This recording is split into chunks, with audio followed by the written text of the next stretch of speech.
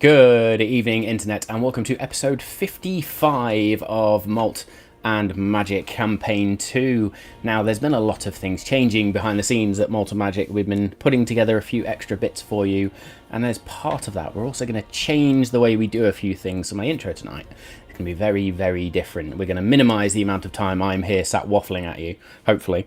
And we're going to do the episode recap before we run the titles. Then we'll go into our usual sort of lineups and into the session itself, just so we can get as much D&D in as possible. And to celebrate things like the tools we use and the collaborators, the people we work with, there will be bits and pieces popping up on screen throughout tonight's session, other sessions as well, as we work more on them. But I'll also do more of a shout out to those at the end of the session as well.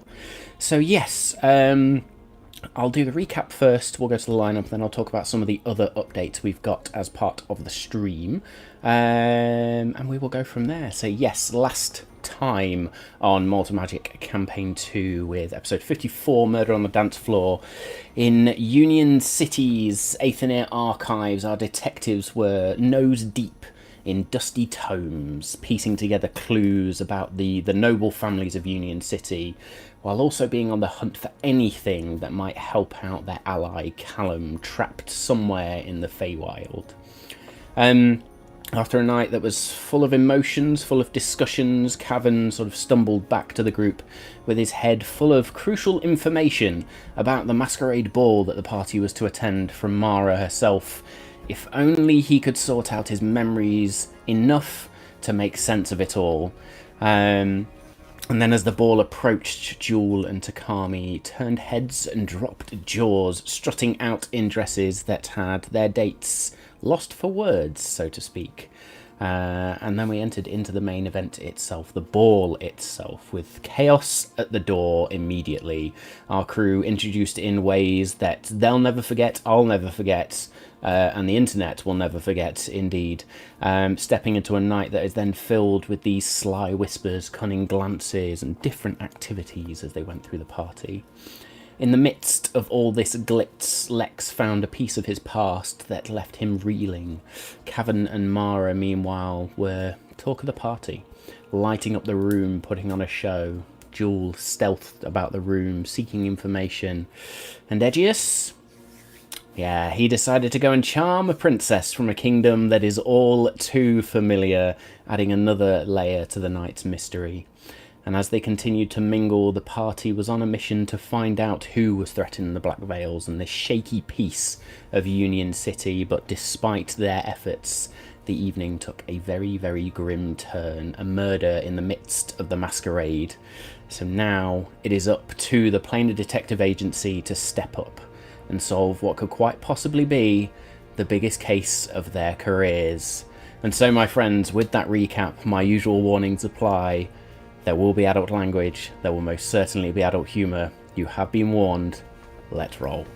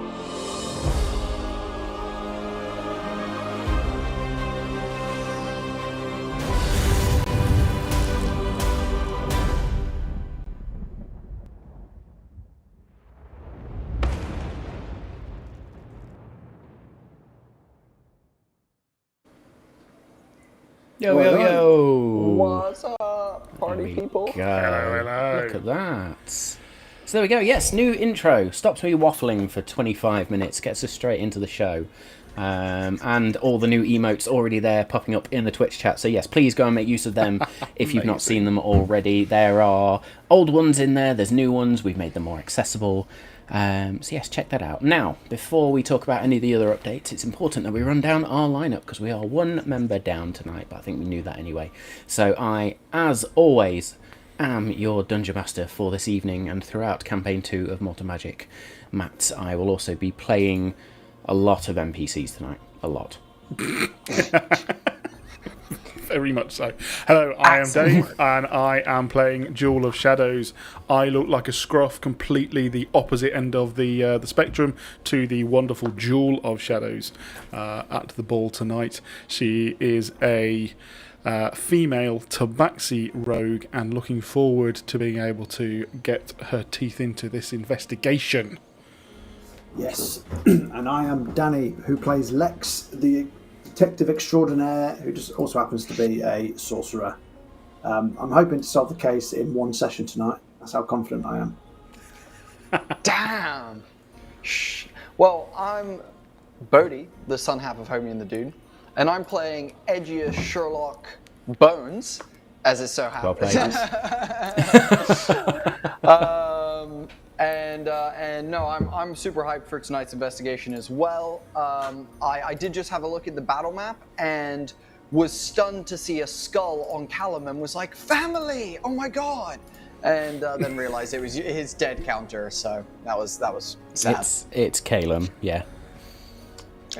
Caelum. Sorry, I've got Caelum on my mind. I've got that dick on my mind, you know. Because I mentioned him in the intro. It's just that throwback, and everybody instantly feels it. Our poor little half Fey, whatever he is, Fey-touched individual, trapped in the ice somewhere. So, yes, I think the intro's probably thrown us all a little bit off there because we're used to a certain way, but we'll get used to it, and hopefully you'll get used to it as well. Some of the other updates you will see then going through tonight's session. If you are watching us on Twitch, you can now use your bits to your channel points, your Wrathstrike nuggets, to interact with us more. So you can spend those Wrathstrike nuggets to give a certain member of the party a d6 for a particular ability check. You can spend even more channel points to go and give somebody an advantage roll. You can spend channel points to give me, as the DM, certain bonuses. And there is also an all-up channel points goal, which when we hit, you will be able to choose a monster for the party to fight. Now, I'm going to put some caveats to that in the fact that once we reach the goal, there will then be a poll of a number of monsters, because we're not instantly then going to have a Tarrasque drop on the top of the fucking party. You walk into the shop and a red dragon suddenly appears. Yeah, just... we're not going to just go full TPK. It's going to be within the realms of something that would fit. So yes. Danny, question. Can I use my own Wrathstrike nuggets to buy stuff such as instant success when I do shit? No. I forgot. If I see that come through, it's going to be the opposite. I just want to do it now and see what happens. So if you want to sign up with another account and connect to the Twitch channel and then do it, I have no problem with that, but you've got to build up those channel points. So yeah.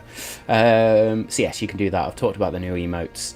Hopefully folks will have seen that we've changed our social media schedule tactics up a little bit.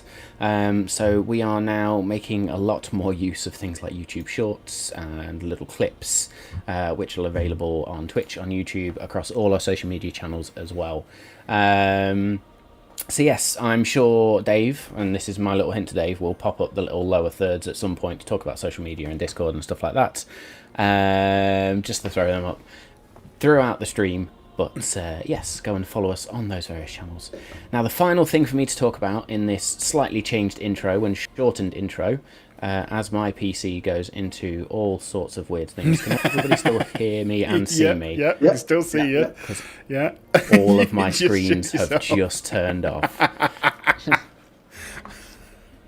Oh, that is absolutely superb. Fucking tastic. There we go, we're back. We love a tech gremlin. Panic. Minor panic there.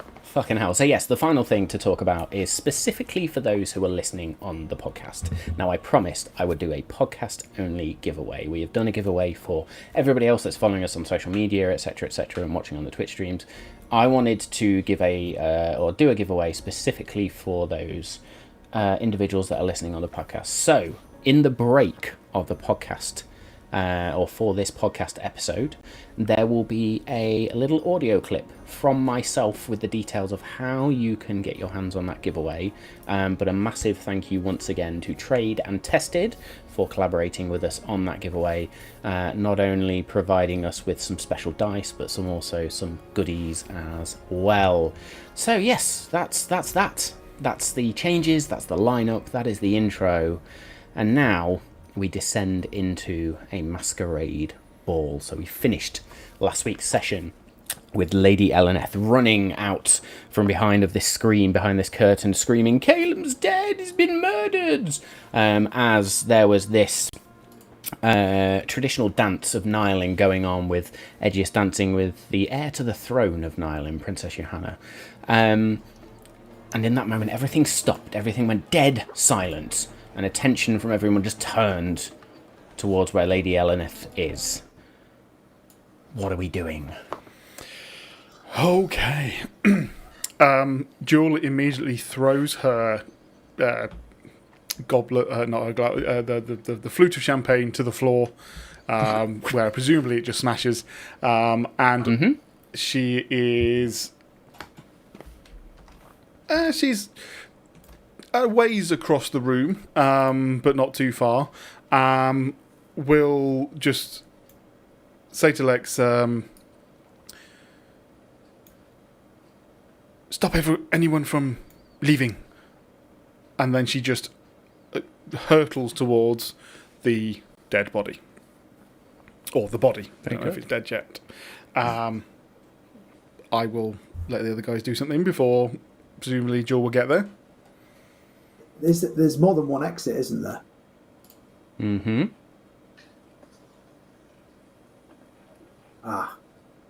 Okay. As Jules about to leave, Jules, do you want Karg to help you, or do you want or can I use him for something? Sorry, that was to me. I am trying to do a fuck ton of things back here. It's going well. That was brilliant. She'll call back when she gets to the body. Yes, bring him over. He will be helpful to me. Karg, go and document the crime scene with Jewel. He'll flutter at me. As a brooch, he'll come off in his little suit and follow Jewel. Amazing. Very good. Aegeus will, as these screams ring out, will put his arms, like he'll turn back on to the lady that he's with, and he'll put his arms almost like I mean, this is an American reference for if a basketball player was boxing out a basketball hoop and pushing players back, that's what he'd be doing. And he'd be like, "Stay behind me, princess. I've got you. Just keep your eyes to swivel." And just basically just totally just inappropriately, just almost backing his tushy up onto her as he's looking around "Get back, get back, get back, everyone get back." And is causing a bit of a havoc in the center of the dance floor as well. Very good. You will also see that Falthea, the the Goliath, the female individual that has come as one of the chaperones of the princess, is also stood in front of the three, next to you, Aegeus, with her golden sword drawn. And you also notice that Baroness Paynor, Achaia Paynor, has drawn a knife from somewhere and holds it out and is just looking around suspiciously. Danny, Lex, I should say, you're about to say something. Is Takami actually? She is next to me on the map, but is she actually next to me in the room? Yeah. Yep. Takami, go guard the back door. Layout you can see of people where leaving the folks stairs, but go guard. Which one's the back door? Which entrance. fucking door? Look, got the stairs. You got Well, that obviously door. Which the one? stairs is the main entrance. You fool! Get to the back door. So she is going to disappear over to here, to where the entrance to the greenhouse is. Then. Yeah. Is there a third door at the top of the map? There is a door here. There is a door. fuck. Let's show There is a everybody door on stream, here, shall we? And there's the stairs here. Let's show there's more doors than I everybody. Here thought. we go. So there's 4 doors exiting this room. Or 4 exit ways. You've got the stairs, you've got this door up here next to where the dead body is, you've got Takami now watching this exit, and this is more of an archway but still a doorway. Right. So I'll obviously put Jewel up there as she's ran up there. So first of all, is there anyone near the body? No. But Well, there the was nearest is Lady Eleneth, who has come Yeah. running out the other side, and Sir Grendale has sort of rushed over to comfort her and hold her. She is covered in blood. As you notice, you look down at Caelum and can see just a blood pooling beneath him, and a rather ornate-looking dagger stuck out of his chest. Is the door behind him flapping ajar, closed? Make me an investigation check, as I tell you it is currently closed. It's currently closed, and that is... I totally have my character sheet up. I don't know what you're all saying. It's ridiculous how I wouldn't have that one up. It's a 14 plus stuff, and I'll tell you the plus stuff in a minute. The investigation means fine. it is a 14 plus stuff. 22. Yeah. So you instantly remember that this is the door to the kitchen, or out into the hallway that leads towards the kitchen. It's where most of the waitstaff have been in and out for most of the evening. For fuck's sake. But there are I will no... say with the 22, with Yep. the 22 as well, there were people in the greenhouse for a while, but they've come back into the room. You've not necessarily seen anybody use the archway the other side, but there is nobody else nearby to the body right now. Okay. So, seeing that, and seeing there's nothing I can do for Caelum, hopefully you said it right, You did? she'll step just back away so that she can see Lex and go, Lex, please, come here. And as I'm walking across to Jewel, I'll proclaim to the room, this is now an active crime scene under the jurisdiction of the Planar Detective Agency. Everybody stay where you are and do as we say. As I now walk over to Jewel. Edges is going to point over at Lex and be like, "Hey, Lex, yeah, good idea." Edgius will cast Thunderwave, but speak upwards and go, "Nobody vacates the premises. Everybody stay where you are. Heads of houses gather near Takami at the greenhouse door." And that's it.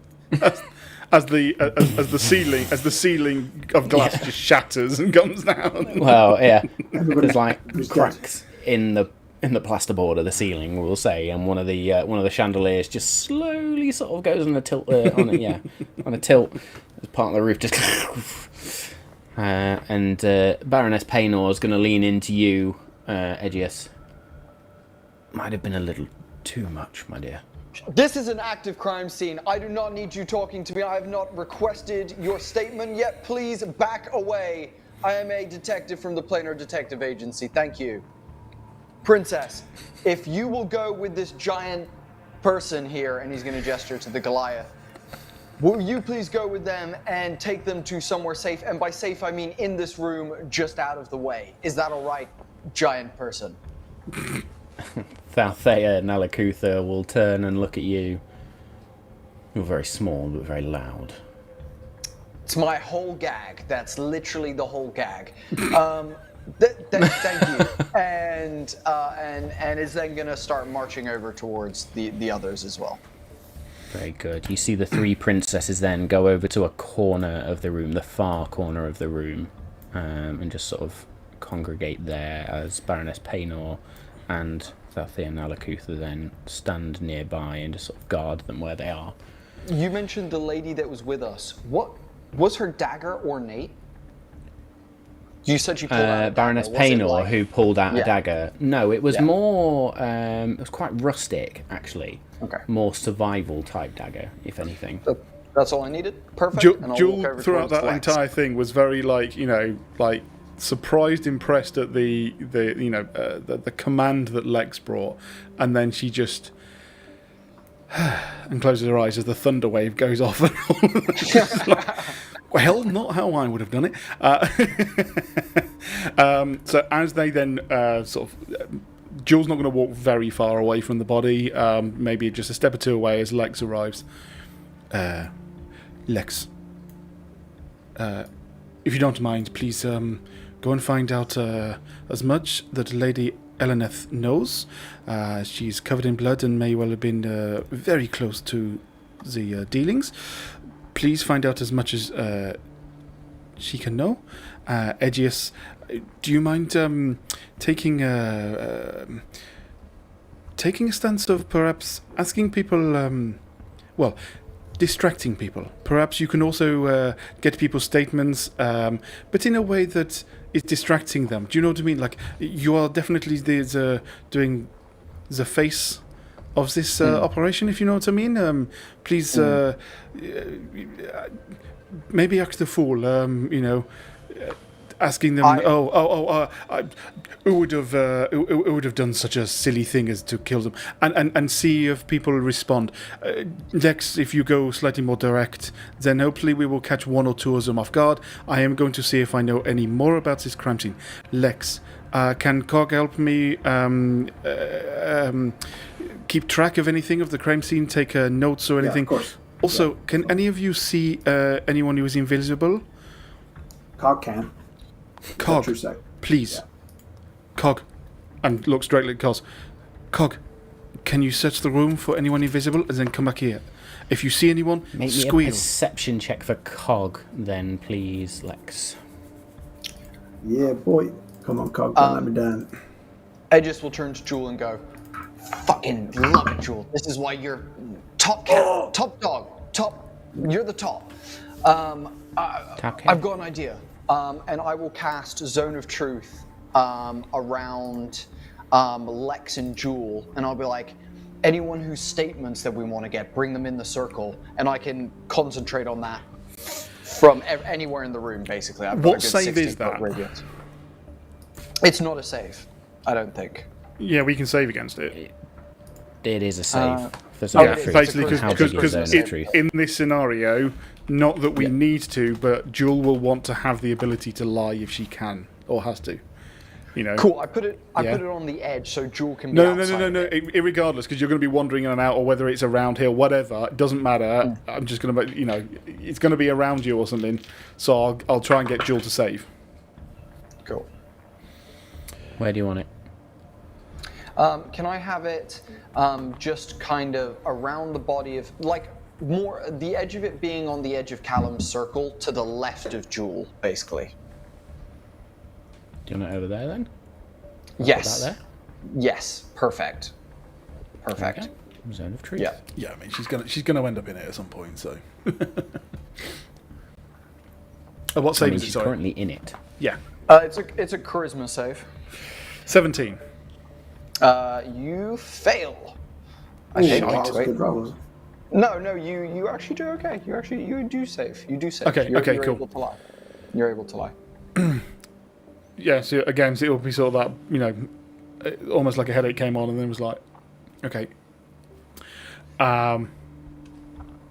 Jules then going to look down at the blade and start concentrating on the blade, trying to avoid to move Caelum too much. Caelum. Is there anything interesting now that she's really looking at the blade that makes any markings, any obviousness about who this may be? Make me... make me an investigation check, then, please. I mean, if it says House of on the side engraved, that would be wonderful. I would love that, if that's all right. Property of. It's got a name tag in it. Rolled an 18 for a 26. Oh 26 then. As you look towards this dagger, you can see there's almost like this dark effect to it. It's very ornate. It almost looks like it absorbs the light around it from the little bit of the blade that you can see, almost like Darksaber type effect. With that investigation, would I kind of summate that this may be either an opposite dagger to the dagger... No, well, there's a dust dagger, but it gives off faint light, doesn't it not? Is So it would be an opposite. Or is it more... Jewel really is not very good at magic, so may have to do an Arcana check. Is it more necrotic? So we're talking, is it an opposite? Definitely going to require an Arcana check, that one. Yeah, it's fine. This is not going to go well. Arcana to 8. Yeah, magic's not your strong suit. It's clearly magical. Yeah. But other than that, you're not really sure. Cool. Sorry, Danny, I believe you made a check for... Cog got a Cog didn't 19. make check for Cog. Oh, A 19 as Cog looks around the room. Doesn't detect any invisible folks. The people you can see are the people in the room. Okay. That's a negative on any invisible suspects. okay. Well, Jewel's going to be looking more at the body, so what do you guys want to do? I was going to call over Lady Eleneth as per your instructions. Do it. Lady Eleneth, I know it's a difficult time, but could I ask you a few questions, please? And Lady Eleneth does sort of come over sobbing, accompanied by Sir Grendale, who is just sort of walking with her. Come on, my dear, it'll be fine. Let's just go speak to these detectives. And I'll be next my to Lex. condolences, I'll be lady. like, he said Lady Eleneth alone. Sir, can you please step away and give my detective partner some space here? He's very good at consoling people. Lex, take it away.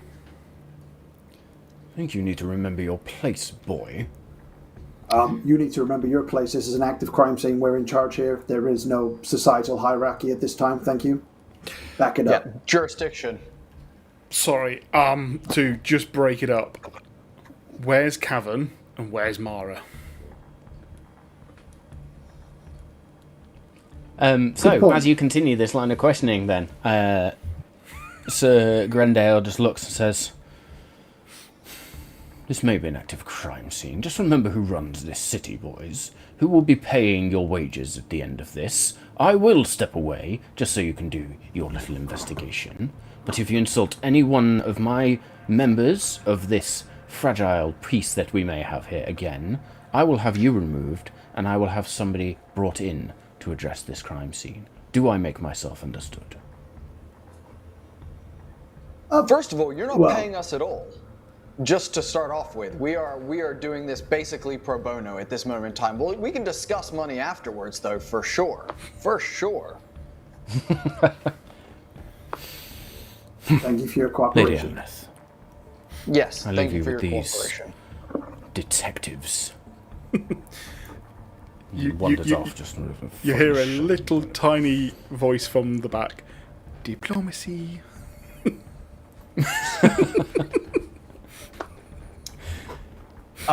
Lex, feel free to make anyone that you question aware of the zone of truth, and let them know, that once they step in, they have to relinquish, and let them know that they have to tell the truth. While you go do that, I'm gonna quickly go check something. I've got a wild hunch, and Edgius is gonna walk towards this door, and head out. It's not a into door, the it's just a hallway. big curtain on the wall. Cool. I'm gonna head out into the hallway. Yeah, so it's not a door, sorry. The door is Beautiful. here. That's the door. This is just a gigantic curtain that's hanging down. I'm gonna I know it open looks the like a curtain, door, try that's and climb poor- through the wall, poor mapping and there. nothing happens. And Just walk straight. This was into the actually wall. the... So just to remind you, this was the curtain where two members of the ball,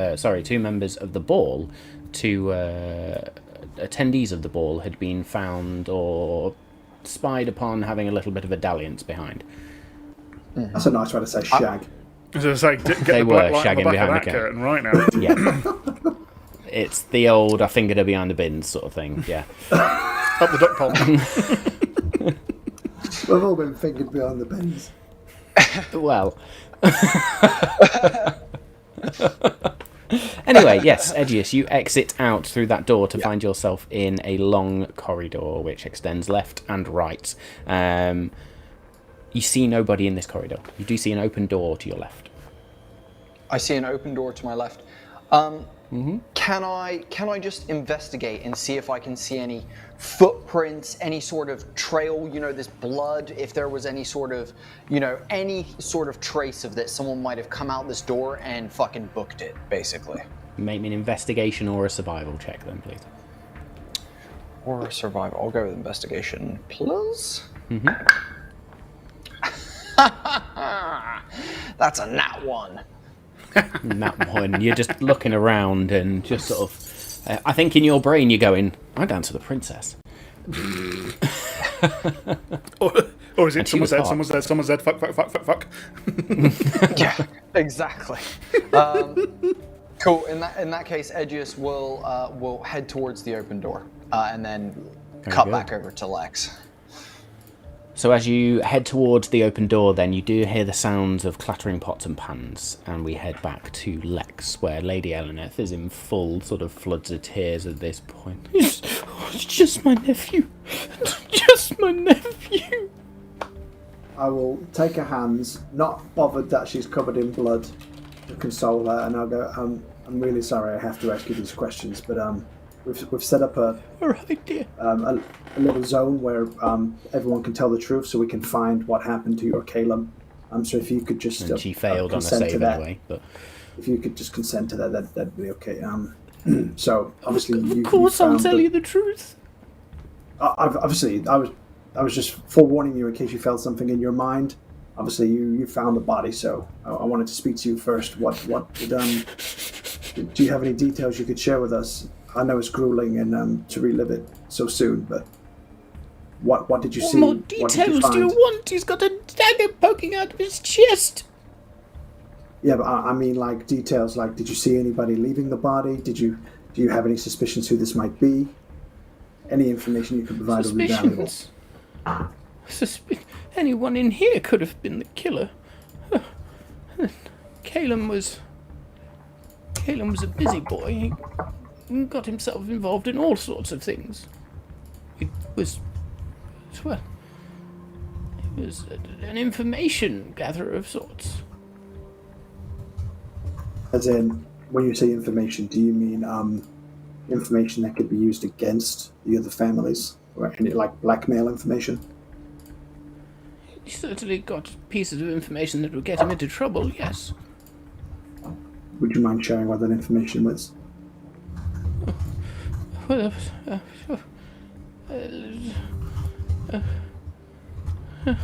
May I remind you, you're under oath? Hot bastard, these right here. Look at that. You can see at this point she is just all over the shop trying and remember things, and we will see how much she can remember. With a natural 20, she does then just sort of take a deep breath.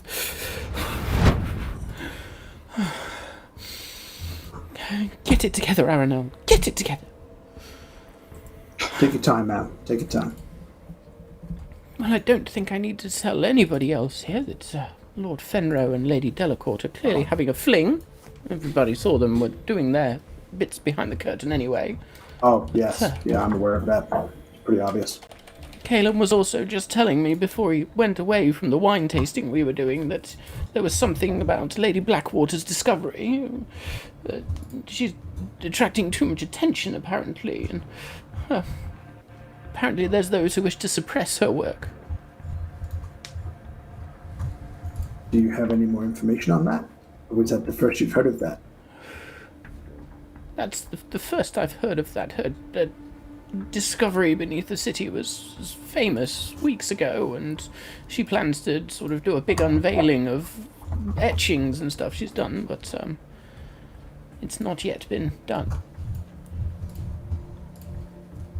Oh, okay. And there was one more thing, I suppose, and I don't see him here. Lord Varrickson. Caelum was supposedly romantically involved with one of the Varrickson house, and Lord Varrickson didn't see too kindly to it. Thank you very much. Is there any more information you think that might be pertinent to the case? If not, I will let you get back to your greeting. I suppose there's one thing. My house is... There's a big push for reform in the city, and We want to open up. We want to open up the study of both sort of. Well, we want to do an educational. Oh, sorry, my words are not coming out. We were pushing for educational reform in the city, and Caelum was a very outspoken supporter of this. Not all of the other houses agreed. Who was vocally or noticeably opposed? Well, the most notably opposed was the Thornhearts, who have spent a long time sort of perfecting their own magic, and Bran himself builds that magic into his contraptions. And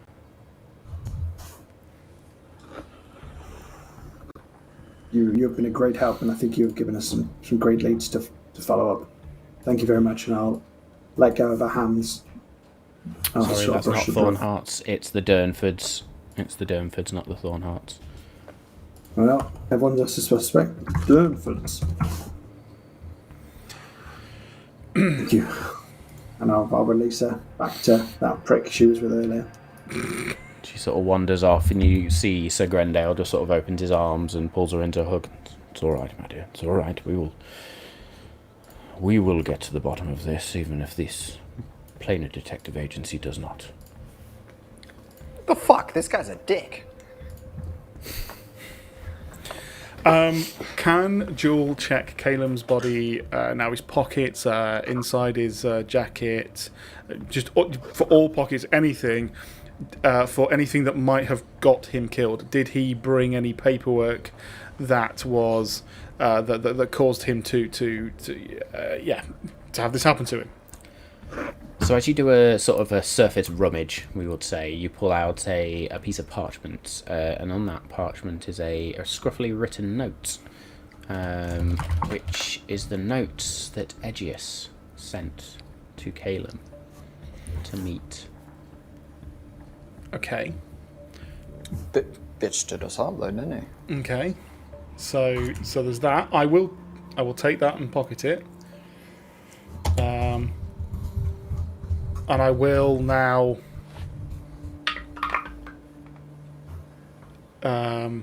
knowing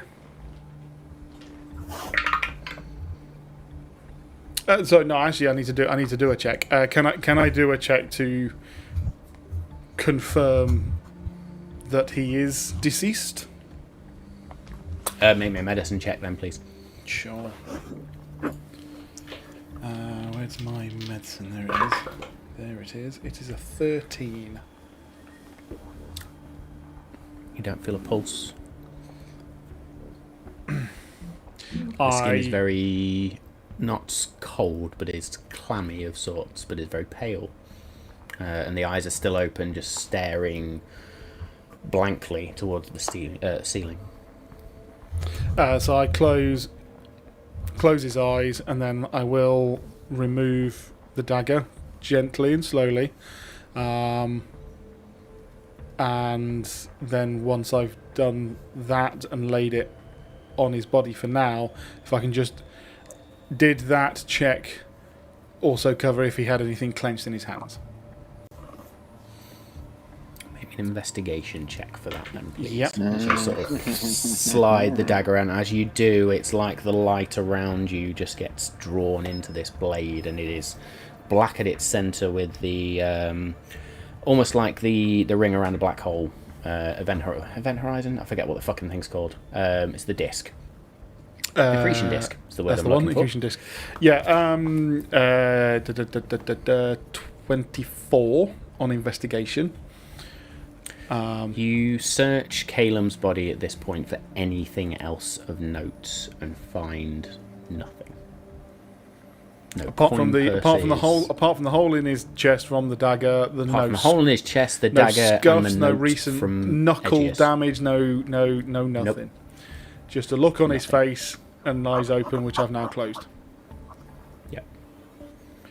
Are there any of the house staff in the room? No.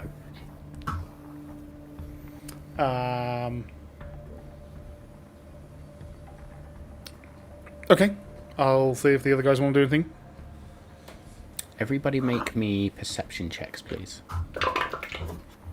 Even me in the hallway? 26. Everybody make me perception checks. 17. Ouch, fuck. I'm going to be rolling shit for the rest of the session now. That's a 9. 9. Lex and Jewel, in this moment then, you just get an innate sense of fear and concern.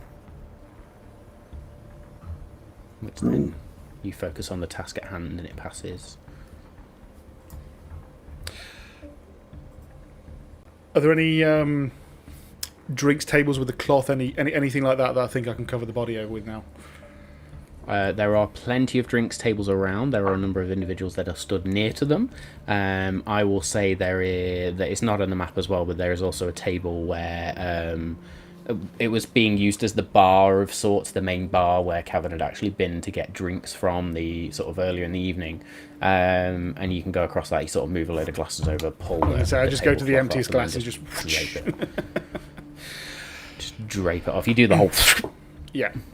I go back over. I'm going to cover Caelum's body up and then identify, or brain failing me today, but I call both Lex and Edgius over. Okay. We will go to Edgius then, as you are exiting the room to head somewhere else. Edgius is going to he's going to go into this hallway, and then, if possible, is there anyone in this hallway or down to the south? Or left, as it would be as I enter that hallway? No. Okay, cool. Nope. I'm going to go I'm going to go just enter the kitchen. Okay. I've not populated the map with these, but as you enter the kitchen, you see that all of the waitstaff are in here, and there's some that are just sort of sat with their fingers together, staring into the distance. You get the impression they were told if anything happened, they were to come into here and just stay here. Okay. I'd be like, hello everyone, some serious business has gone down. A gentleman was violently, brutally, and bloodily murdered in front of many people. I have come here to just inquire to a couple of things. First of all, who is the leader of this fine establishment of service people? And at this point, the maitre d' from early in the evening sort of stands up, and that would be me, I guess. Edgius, I believe it was. You nailed it. Edgius is going to present a hand for a handshake. You may call me Roger. Deal ring, as they shake hands with me. And I'll say, Roger, okay, so first of all, none of your staff can leave until we've cleared the area and made sure that they are not suspects, so you cannot allow anyone to leave. I'm sorry, everyone, I know you want to get home to your families, but please just bear with us. This is a very serious matter, so don't rush off anywhere. And then I'm going to say, Rog, come over here for a quick second, and I'll kind of spin him round and face the wall, and I'll be like, between you and me, couple of quick questions for you. Did you see anyone who isn't on your usual staff working tonight? Was anyone like a replacement or like a temp, for example, tonight?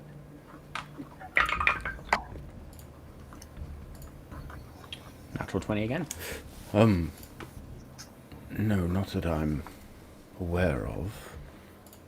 We've had a few individuals sick, but we were just going to make do with the lighter stuff. And he quickly scans the room. No, everybody I expect to be here is here still. Okay. And we'll put this one to the room in a second, but did you see anyone when you all came here and gathered here based off of the fact that clearly this is your like fire meeting point? Indeed. Oh, awesome. Did you see anyone of your staff head another direction, or possibly, say they need to go do something or anything like that?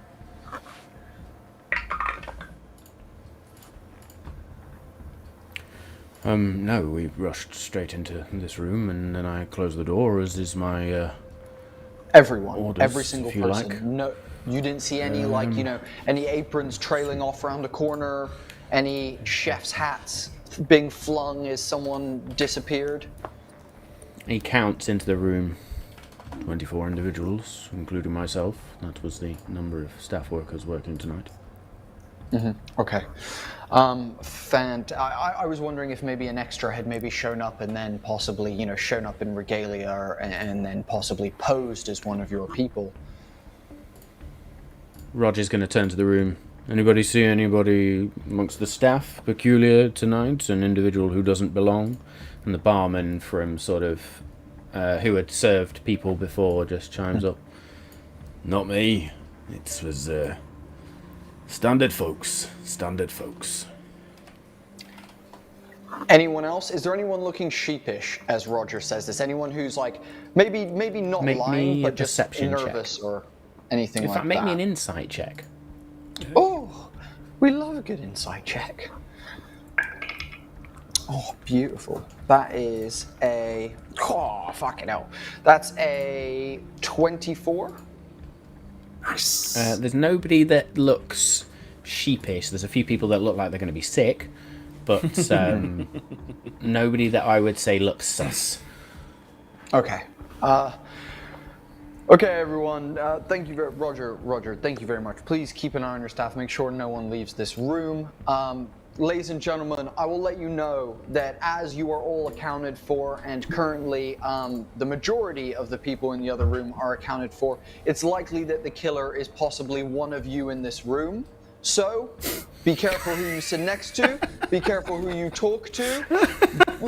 Chefs, knives in the block. I was just going to say that a chef drops a knife at that point, like Just literally just leaves it in the pig, like it's not Good me. job. It's not fucking me. Yeah, good. That's a good reaction. Natural reaction. We like that. Okay. Everyone, please stay put. And Roger, if anything peculiar happens, please come and tell us or shout very loudly. I feel like you could shout pretty loud. It's not in my profession to shout, but I will certainly come to find you if I think there is anything worth talking about. Roger, what does that even? You know what? That's not it's not relevant. Okay. I'll be back. I'm just gonna go check on the other room where the other possible murderers are. I'll see you guys in a minute. And Edgius is gonna close the door and be like, "Fuck's sake," and then just walk back to see Jules' head poking out the door as she was looking to call Edgius in. Very good. So, Joel, you call Edgius and Lex to you then. have you learnt anything? I've learned quite a bit, actually, of potential suspects. Okay. There is not a lot on the body. He did not have anything other than the note you sent him, Edgius. There really is nothing else, I'm afraid. Nothing would have cause for him to have been attacked. Wait, I didn't send him a note. I sent the messenger boy to go and tell him. Where did he get that note? Jewel, have you touched the note? Yes, it is right here. You did write him a note, didn't you? No, I just told the messenger boy to go tell him. I didn't write any note. I'm gonna smack Jules' hand and hit the note out of Jules' hand and be like, maybe he was poisoned and the stab wound was to cover it up. Maybe the paper is poisoned. This is a magical blade. I mean, you would not leave this behind. Also, Edgius, I am fine. Okay, look. Cog, please. The notes, check it. Yeah, Cog, double check it. Make me an investigation check for Cog, please.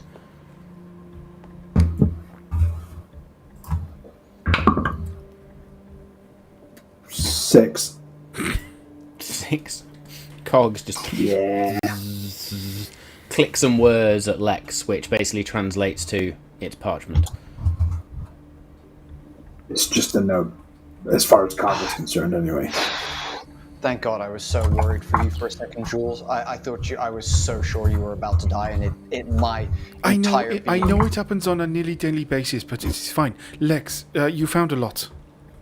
Yes, what suspects did you bring? Yeah. So, I spoke to Lady Eleneth, and she said that Caelum was a busy boy and involved in all sorts of activities. So, he saw himself as a bit of an information gatherer, and he had found out Lord Renfro and Lady Delacourt, and I'll do a less than obvious point to who they are. They're having an affair, and they have actually engaged in coitus behind that curtain this evening. I saw, yes. Yep. I think everybody saw. Lord Varrickson, who isn't here at the moment, he disappeared pretty early. Apparently, Caelum was having a romantic fling with one of his house, and he wasn't happy about it. Lady Blackwater, Mara's cousin, apparently discovered something beneath the city that was attracting a lot of attention. She was going to do a big reveal, apparently, but we don't know what it is. Okay, I mean, I know I am jumping to conclusions, but there was another city with something incredible underneath it.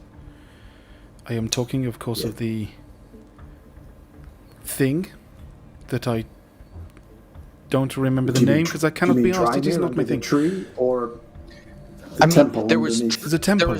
Under the temple. There's Drymere with the tree, but there was also Stonebark had something underneath it. It seems like there's a consistent theme of things being underneath stuff here that is a problem. Literal underground network. But also...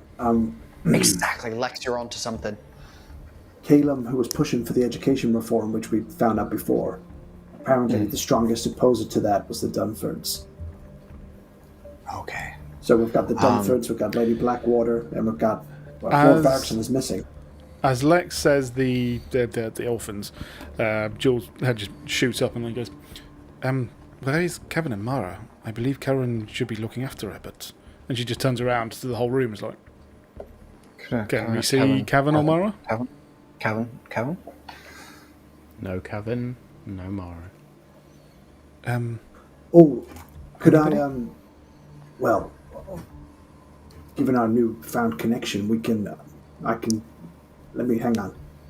And using the Star Touch Crystal's ability, I'll sense for his presence and whether he is okay. If he's on the same plane of existence, I can sense we can all sense where he is. And as you now focus in on those emotions, you get that feeling of fear and concern once again. Anything, Lex? He's on this plane of existence, I know that much, but he's scared. I mean, but it's Kevin. We can't assume that he wouldn't stab us in the stab Caelum or us. Edges, no, we do not believe that. No. But he is in a fearful position, and they are with Mara. Where are they? Do we just bail and go hunting for him? Also, there was Lord Varrickson, did you say, or Varrickness, or Veronica? Yeah, Varrickson's gone. He left early in the party. Did he leave before Caelum was stabbed, or after Caelum was stabbed? He left way before, from what I gather. Okay, so it's probably... go on, yeah. With the fear that sense from Cameron does, as in fear is in he is in danger or scared because of the situation. If that's the difference. Good question. Make me a wisdom check, please. Nice. Because he could be fearing for Mara rather than his own life, if you know what I mean. Ooh. Yeah. I rolled good with a 19. Nice. As somebody who has been so attuned with suppressing their emotions, you've learned how to work through the different types of emotions, and in this case you get that the fear is not only for himself but also for others. That concern is an extension of that fear for somebody else. Okay, I get the feeling that he's not as in he's in imminent danger, but he's more scared of the situation, scared for Mara, concerned for everyone's safety, that kind of fear. So I think we're okay to leave Kevin as he is for now. Okay, as much as that is the case, I would like some slight reassurance. Edgius, do you mind asking any of the, again, not necessarily the kitchen staff, but if there are any other guards, any members of the Else, if they are aware of where Mara went, and do they have eyes on them?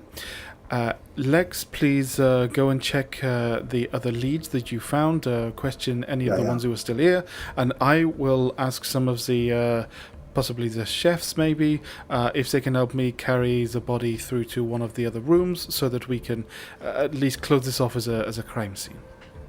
I would say, Jewel, maybe you work with Lex in interviewing some of the house leaders, especially if you start prodding and like almost using information so that they start almost wanting to like talk shit about each other, then you might gain some stuff.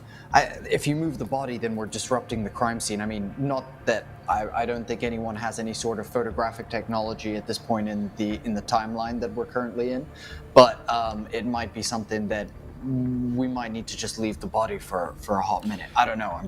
In the past, I've always been told to leave the body. I understand, however, this is mixed. There is nothing else I can find on the body. There was no one else to find, and unless, Lex, again, you want to send Cog to check if there is anything around the body, I think it is important for us to keep that note, keep the dagger with us, but for the sake of his body and the decency of the room, we do remove it. I do not know there's anything more from this crime scene we can really see. Hey, I trust you, Jewel, if that's how you feel. I would say, if you can, maybe put it nearby, so if you do interview the house people, you can use it as a shock factor, be like, look at his body, look what you did, and then, like, maybe they would confess, I was thinking the same thought, actually, is that I will not move him just yet. I will work with Lex, and if we have to, we are going to make sure it is clear and obvious, so if they feel in any way guilty, this will force it upon them, so that is a good call. And well played. Yeah. We will move for full other. Dignity. We shall move him before we leave. But agreed. Edgius, do you mind just checking that we are aware that Mara left on her own terms? I will 100% do so. I'm pretty sure I saw them go up the staircase and out of that direction. I'll head over there. Now, I don't think Jewel knows anything about the interesting scenarios in which Edgius met the princesses, do we? Don't believe so, no. Okay. Edgius will walk over to the princesses and be like, "Hello, ladies. How's it going? Just wanted to let you know, Detective Agency, we've got it all under control. Don't you worry about it. Sit tight. We are working through this spick and span. We already have a good list of suspects, and I can safely say that you might be on that list." Okay, I will circle back in a little bit. I hope you guys are having a phenomenal evening. I'm going to just go check for my friend and the lady who was running this party that seemed to have disappeared, which is very strange. Johanna, at this point, the air is just going to turn as Edgius, was it? How could we possibly be suspects when we were dancing with you? As I said, I'm just looking for ask, and he's going to gesture over to Lex and they're doing. You're great. You're awesome. Your dancing skills, amazing. And Edgius will just back away slowly and head up the stairs. Make me a perception check as you wander off them. Oh, please give me something good. For fuck's sake. Fuck. That's a 11. Fuck me. Very good. As you wander off, then you do hear Johanna turn to her sisters and say something. You don't catch it, but she says something. And you wander off to the stairs then, and as you sort of reach the top of the stairs, you can see guardsmen who just sort of turn and look. Everything all right, mate? I mean, did you not just hear my announcement about there being a murder and that this is a crime scene now? Did you not hear the massive thunder wave that I let out? Come on, gentlemen, get you. You are meant to be gods of the walls fucking are really city. good round here.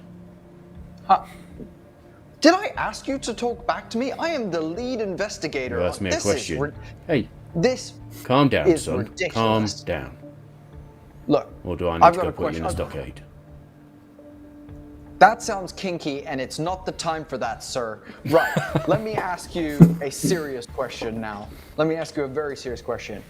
Did you see the Lady Blackveil and a gentleman who can only be described as ruggedly handsome leave this building in a rush? And if you did, which direction did they head? Furthermore, do you know all the guards that are on staff tonight, and have you seen anyone weird on duty tonight? Those two questions, go. Now you can respond. Well, couldn't miss the Lady Blackveil. She's, well, yeah, but she came down the stairs, not up, with the ruggedly handsome lowborn. That's just ruggedly handsome. Which direction did they go when all of this kicked off? Well, that was when they were going into the party. That was into. I've not seen them since they went down.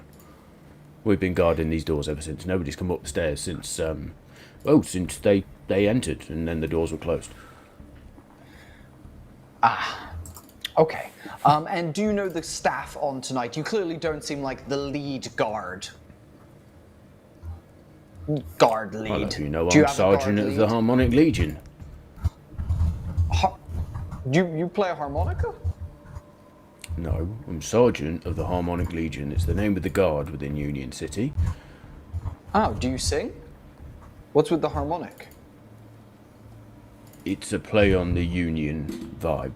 We're all in harmony. Everything's together. That makes sense. I thought you were. Thought you were a like detective. barbershop Should you not be figuring this stuff out? You know what? You need to watch yourself, bucko. He's playing you like a fucking fiddle. You need to watch yourself, bucko. Okay, so if you're the sergeant, do you know which staff are on tonight? And do you know if there was any guards who were replacing someone temporarily, or if they were on for just the evening or anything like that? All the guards go through a very strict vetting process. We know who was on tonight specifically. Mistress Blackveil demanded that it was trusted individuals. So, yes, I could tell you the names of every individual. I could tell you where they are at this precise moment. They've all got marked down patrol patterns and, well, yes. Amazing. How efficient is your guard troop? Do you have earpieces? Do you have sending earrings or sending helmets? That helmet looks like it might have some sending going on within it. No, we have runners. That seems wildly inefficient. Okay, I will leave you to it. I'm gonna go look for someone else because you are just not helping me at all. I appreciate your time. You've done a great job guarding tonight. Do we need to lock except the for building murder. down? Dude, are you fucking... Sir, what did... Yes, right now. How is... Are you... You're the sergeant just and you're turns laughing at me for and- being a detective? He just pushes you to the side slightly. Corporal, get on it. Toot sweet. Want this whole building locked down. Nobody goes in, nobody goes out. Want all entrances, exits marked, all windows locked, everything. Bring in 4 extra guards down from the guard post, have them positioned outside. Pause you to side. Sorry, you were saying something. I'm just stunned that this action wasn't taken when I did my big shouty thing, but, you know, you... As I say, the walls are pretty thick. You're the first person we've seen or heard since the party started. Cool. Well, that... Can we get them to check that no one else has left? Cool. That is totally fine, sir. You know, you have been exceedingly unfucking helpful. I appreciate it, and I understand that of your ranking, it's hard for you to do more than is what I've asked of you. Thank you for taking the time, sir. Also, if you see anyone else leaving or anything, or trying to leave, please come and inform the Planar Detective Agency, the head authority in this situation, please. We are over there. It's my friend, the cat lady, snake guy, and me, Edgius. Nice to meet you. Gonna just sort of gently turn you around. Off you go then, go do some detecting. Nice suit, by the way. Did you just fucking... Oh, God. What's your name? Sergeant of the Harmonic Legion. That's all you need to know. No. Oh, an officer must identify themselves when asked by a member of the public. That is fucking law. In what city? Every city, asshole.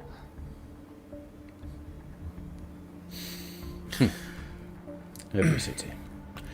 Well. Tough. Phenomenal. Suspect. This one over here, we've got to be careful of him, and Edges is going to walk down the stairs towards the group. Well, Lex, what did you find? Not Lex, sorry, Edges. I haven't gone nowhere. I have found nothing. The rudest fucking asshole ever is what I found. I am stunned by the level of quality of guards that you'd think the Black Veils could hire better fucking guards. Edges, where did they go? Oh, I have zero idea. They had no information over there. I'll go check another door. I'll be back. And Edges will head over to a different door. And you see one of the knights, the two knights, the younger one, meets you at the door and just do excuse me. I was just heading to the gents. I apologise. I actually don't think you were. The whole building has been locked down. I'm pretty sure they've locked the gents' toilets out of fear that the murderer might be in there. I wouldn't want you to die today. I'm a knight. I can handle myself. But the gents are just and points through the archway, and you can see these 5 doors opposite you. Latrines. Do you mind? Very much so. Please turn back around and stay in the room. I appreciate you attempting to go for a piss, but we have to make sure people stay in this room. If anyone disappears and we lose track of people, then you can imagine, if you were a murderer, and not that you look like a murderer, but you look like a murderer with that giant sword on your hip, I would, we wouldn't want to lose you, sir. So please remain. I'm sorry, was Caelum stabbed with a sword, was he? A very short one. Don't carry a short sword, mate. What is it with the attitude tonight? Lex and Jewel, are you getting attitude over there? For some reason, I'm just getting obscene amounts of attitude over here. Perhaps it is the one that is part of it and not all of the other ones. You know what I mean? Edges. Connections. I think he's trying to say it might be you.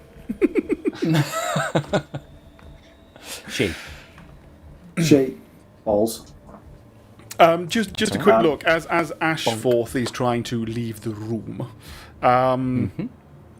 There's nothing that matches in his ornate armor that would match said dagger, or does it? Okay. I tell you what, Jewel is gonna pick up the dagger. If I could have everybody's attention, please. Caelum was unfortunately stabbed to death with this dagger. Does anybody recognize said dagger? Any information here will help us find the killer all the sooner. If anybody has any information, please bring it forward immediately. And she's going to scan the room. And she's going to hold it up. So say you actually very sort obvious. of, you and bring wander it around the room and sort of show its Lord Durnford at this point. Yes, my dear, this is one of my designs. One of your designs? You made it, or you simply this is one of your collection? No, it's one of my designs. We have a number of what I call eclipse blades. Very sharp, very aesthetically pleasing. And the whole light effect. And this is a quality? Presumably this is, if not one of a kind, one of very few? Let's check the Burnford. There's the agriculture vineyard people Yep. design weapons as well? Yep. Yep. I need to write that down. It's one of 3 that I've designed. They are meant to be at my, estate. These particular ones are meant to be at your estate and not... you have not sold these? I.e. someone has removed this, stolen it, or it is not meant to be here in any means? It's not meant to be here. No, I certainly didn't bring it. Joe's got a pretty good perception. He hasn't got any sort of thing, sheath on his belt or anything ornate or otherwise that would hold this. So as you look at Lord Durnford, he is dressed in a very extravagant tuxedo, which when I pull up the artwork, just to remind myself of the full suit, where are we? No, up one, too many folders. Too many folders. Durnford, too many characters now. Fucking hell. There we go. So he has got these sort of mechanical brooches on, a maroon bow tie. He's got this suit jacket, but stitched into the sleeves, and the collar is this like cloak type effect, and it just naturally blends into the jacket. You can't see from where you are, using your passive perception, anywhere obvious where a knife could have been hidden. Okay. Good to know. Who would have had access to where this blade is stored then, might I ask? If not yourself, clearly somebody else has done this? Only me and my deputy have access to that particular room in the estate. Might I have the deputy's name? The deputy is my son, Gwent Durnford. Gwen Stanford. Thank you. I am Gwent. sure... Gwent. Gwent? I am sure it is not... it has not been either of you, but it is good to know the connections. I am grateful for you offering this information. Might I ask? And she gets a little bit closer to Durnford. Is there anyone you would think who would wish to use this blade as a plant to try and force evidence upon you? Perhaps they are trying to frame the Durnfords? Well, if it wasn't Caelum himself, who knows? I mean, it would be quite the spectacle to cause this kind of show, take his own life with the blade. You think someone else? Thought of that. Maybe he did do it to himself. Certainly caused the political intrigue, wouldn't it? And what political intrigue and waves would that cause that he would desire? Well, I don't know. Cast doubt on the other families. And I've been very outspoken of my own protest against their educational reforms they're trying to bring in. I think everybody's well aware of that. But do I want to kill anyone? No, that would threaten the very peace of our city. Then who would want to threaten that peace? Clearly they are trying to frame you. There are a number of outsiders in this room who are seeking to gain influence. Traders, alchemists, archaeologists. The princesses, possibly? I didn't want to cast doubt on royalty from afar, but yes, they seek to form something of a union with Union City. Could you all insight check that? She planted that word and wondered how quickly you'd jump on it. Yep, make me an insight check. Oh, fuck me, natural 20. Nice. That was the most delayed response ever. Because I was looking for my insight. So 25. Just look down to see my dice. So you look at Durnford, and as you've mentioned the princesses, he is now just staring at them with this suspicious look on his face. And he's almost jumped on that immediately, as if, now you've said that, that makes absolute sense. But he was also first to bring up the fact that outsiders were in the room. So possibly just catching an old folk who doesn't like outsiders, but still something that she'll keep in mind. Make me a history check, please. No, in fact, ignore me. Wrong noble. Cool. Can't do that.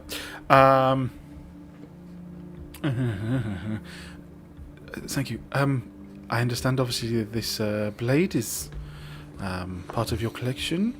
You know full well I have it, and it will be returned to you once we understand its purpose in this. You will not get it back immediately. Can Lex overhear this conversation? Yes, we'll say you're not far. If Position it's people okay here for will me, say Lord Durnford's there, Jewel is there. There you go. if it's okay, may I ask an additional question there? You said that outside influences might want to disrupt the city, and you mentioned archaeologists. And who else did you say? Alchemists, traders, envoys, duchesses, no end of foreign politicians and people in this room. What I find interesting there is you said archaeologists, and yet I know that there's been a discovery underneath the city that was due to be revealed soon by Lady Blackwater. Do you think Indeed. archaeologists might want access to what that is? Because I hear talk She that is the Caelum may have archaeologist. known what it is already. Caelum was a man who had fingers in many pies, but Oi, oi. he liked to be a man of information. Indeed, this put him, well, I imagine it might have put him at odds with the Black Veils. And Countess Blackwater being a cousin to Mara, who knows? So, other than yourself, who do you think would be at the top of the suspect list? Assuming it's a frame job and somebody has used your blade to frame you. If you had to, if you had to pick, if you wouldn't mind actually just coming just over here while you tell me to bring it into the zone of truth. Okay, So he stands there. Jewel goes up next. What's the DC? 17. Fails his saving throw. Tell the truth, bitch. So who do you think would be your prime suspect? Not to cast aspersions, but honestly, gut feel.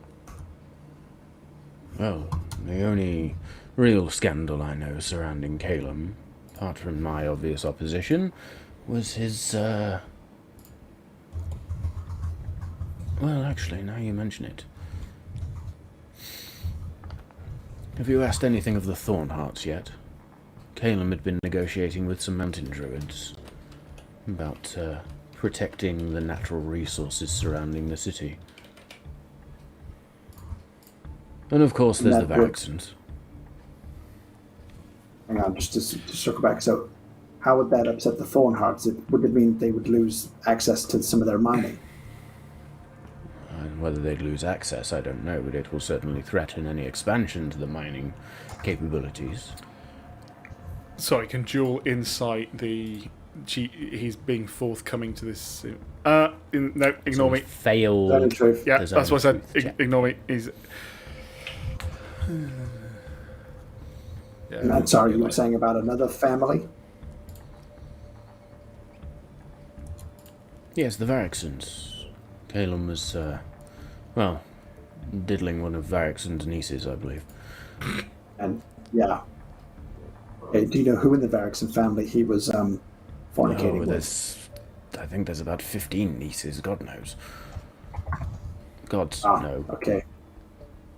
Is it quite a sexually charged family? It's not incestuous, is it? Oh no, it's not incestuous, it's just, Juvandian culture dictates large families. Right, okay. I just wanted to see if it was jealousy or just you're not good enough for my family type situation, you know? Oh, it's definitely the latter. Caelum's Yeah. seen as a slimy individual amongst most of us. Asks too many questions. Questions I assume the families prefer he wouldn't ask because they get the families into trouble? No peace is without its own negotiations. We all have our own inside dealings, of course. Just one more obvious question before we conclude, considering we're in a truthful space here. Did you have Caelum killed? We are. Did I have Caelum killed? No. Thank you for your time. Do you know who had Caelum killed? Follow-up question. Unfortunately not, dear boy. No, I do not know. Thank you. Thank you for your time. Appreciate your help. Hopefully we'll have you out of here soon. Should we just do that? Should we just get people in the zone of truth and go, did you kill him? No. Do you know who did? No. Well, next. I'm going to say at this point, 10 minutes have most certainly passed, at which point the zone of truth disappears. Because I was thinking that exact same thing. I can cast it another 10 times. We're all good. I can cast it a bunch more times, so if we need to, I can just keep casting it. So, who do you think's next on the question list? We've got to talk to Lady Blackwater at some point. The Thornhearts, that's quite a strong case, you know. If he's going to prevent expansion of mining, money is always a good motive for murder. Who do you think we should go to next? Lord Varrickson isn't here to question, so obviously he's bottom of the list at the moment, although quite high on the suspect list. Is any of his family members left? They're not, are they? Who? Varrickson? Yeah. Nope. No.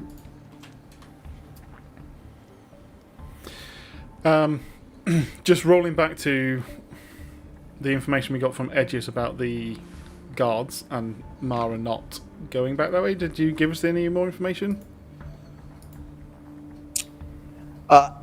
Me? Yeah. Did we get any more information about? Edgius is currently playing like British Bulldog, like on a playground of course. style Yeah, with yeah, the yeah, knight, yeah. and True. is like, no, guys, can someone please escort this? Or, I'm gonna gesture to the guards over where the families are, where all the house leaders are, and be like, guard, can you please come here? And gesture to one of them. Thank you again for the raid. We love you so much. Appreciate it, as always.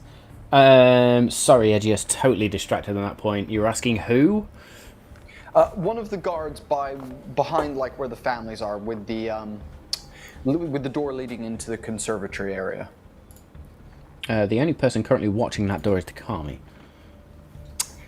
Where the fuck are these guards that this dude was talking to? I'm gonna look around for any fucking guard that apparently existed in this room. Hello, guards! And you see that sergeant sort of duck his head down. Yes? What the fuck? Can we have someone please escort this gentleman to the bathroom and bring him back so that we know he doesn't try to escape? Because he's giving me very suspect vibes by giving a lot of attitude, which you are also guilty of. Can you sort that, please, Oh, he's a Sergeant famed No-Name? knight. Edgius, perhaps check the bathrooms as well, and you can follow him. Okay. I guess I'm on piss duty, sir. Fucking armored dude. Let's get the fuck. It's Come on, Sir make Ashforth. your piss quick. I couldn't give a single fuck. Please hurry up and go to the bathroom. You're wasting my time right now. We're literally going to have no one use the Planar Detective Agency ever. He rushes out of the room. He's like, you don't know how difficult it is to go piss in armour. And just runs straight into this stall. And you just hear sort of like clanking. And yeah, this is going to take a good 10 minutes for him to de-armour and go for a piss. I'll kick the other stalls open. I'll do like the old walk up to it, take a minute, and then and kick the stall open and see if there's anything going on inside. Very good. You kick the first one over and the smell hits you instantly, like somebody's had a bad night in here. Just like, what? Oh, eggy. And I'll kick the second one. Kick the second one. This is much cleaner. Nobody in there. The third one, Sir Ashforth is currently in. You go to the fourth one and kick the door in, and you find a bundle of cloth on the floor. Is there an open window by any fucking chance in this bathroom as well? Nope. There are no windows in this bathroom. There are just wall sconces. What did you just say? There are wall sconces, as in little torches on the wall. Oh yeah, perfect. Okay, I know what to do with those. I'm going to I'm going to walk into the bathroom. I'm going to pick up the cloth and kind of fold it up and put it in my pocket to give to Jewel and Lex in a second. And then I'm going to pull on the sconce. Very good. As you pull on the sconce, make me a strength check. Full-on Pirates of the Caribbean moment happening right now. A strength check. That's a 12. A 12. As you pull on the sconce, you bend that sconce yet again. The candle drops out and hits the floor.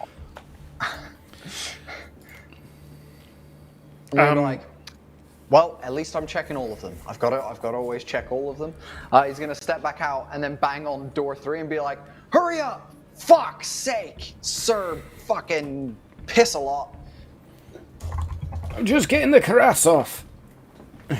Do you need a hand? Do you need me to come in and help you? It sounds like this is a two-person job. No, don't need no hand. Thank you very much. Okay, I'm waiting outside your door if you need anything, sir. Oh, don't listen. Fucking hell. I will not listen if I can avoid it. Trust me. And then I'll cut back to Lex and those guys. And at this point, you do hear just this sound of water flowing and just this sigh of, oh, fuck.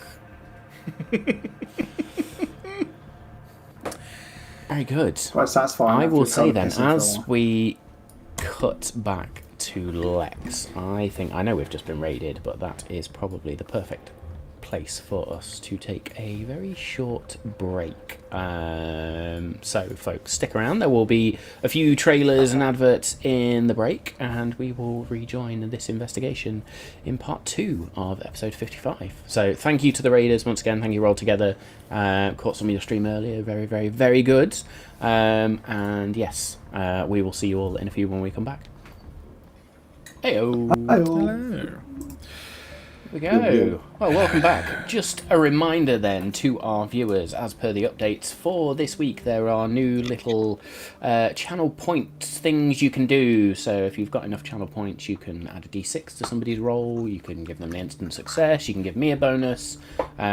Please also then use that to build up towards the ultimate goal of, once you guys have spent so many channel points, you will get to choose a monster for the party to face as well in the future. And there we go, there's a stretch been redeemed already, so everybody stretch. Hell yeah. Excellent stuff. Good stuff. So, following on from part 1 then, we return to this locked down masquerade ball where the body of Caelum lies slowly decomposing under a white sheet. Early stage decomposition, so rigor mortis setting in, if you like.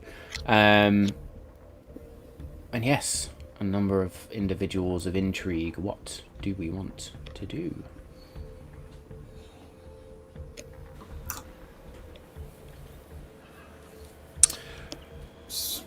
So I think the biggest suspect for me is actually Thornhearts. I think the fact that Caelum might have been trying to hinder their mine expansion operation is one of the biggest motives I've got so far for a murder. What about you guys? I know I am getting a little caught up on, we found that weird contraption under Thalissa. We've also, as you say, found other portals elsewhere. I am very keen to know what this thing that Blackwater has found. So that is that has piqued my interest as to whether that is the thing or not. Lord Durnford at this point is going to turn and wander back towards the other nobles. Yeah. So we want to know what she found underground, and we want to speak to Thornheart about his mining operation, right? Absolutely. Well, there's no point bringing them over here. We might as well go and speak to them. Do you want to go together? Yeah. Because one of us can question, the other one can keep an eye on their I will. instructions to see if they seem deceptive. Yeah. In that way, I will let you lead, and I will keep an eye on them, if that is okay. I may introduce any questions I may have.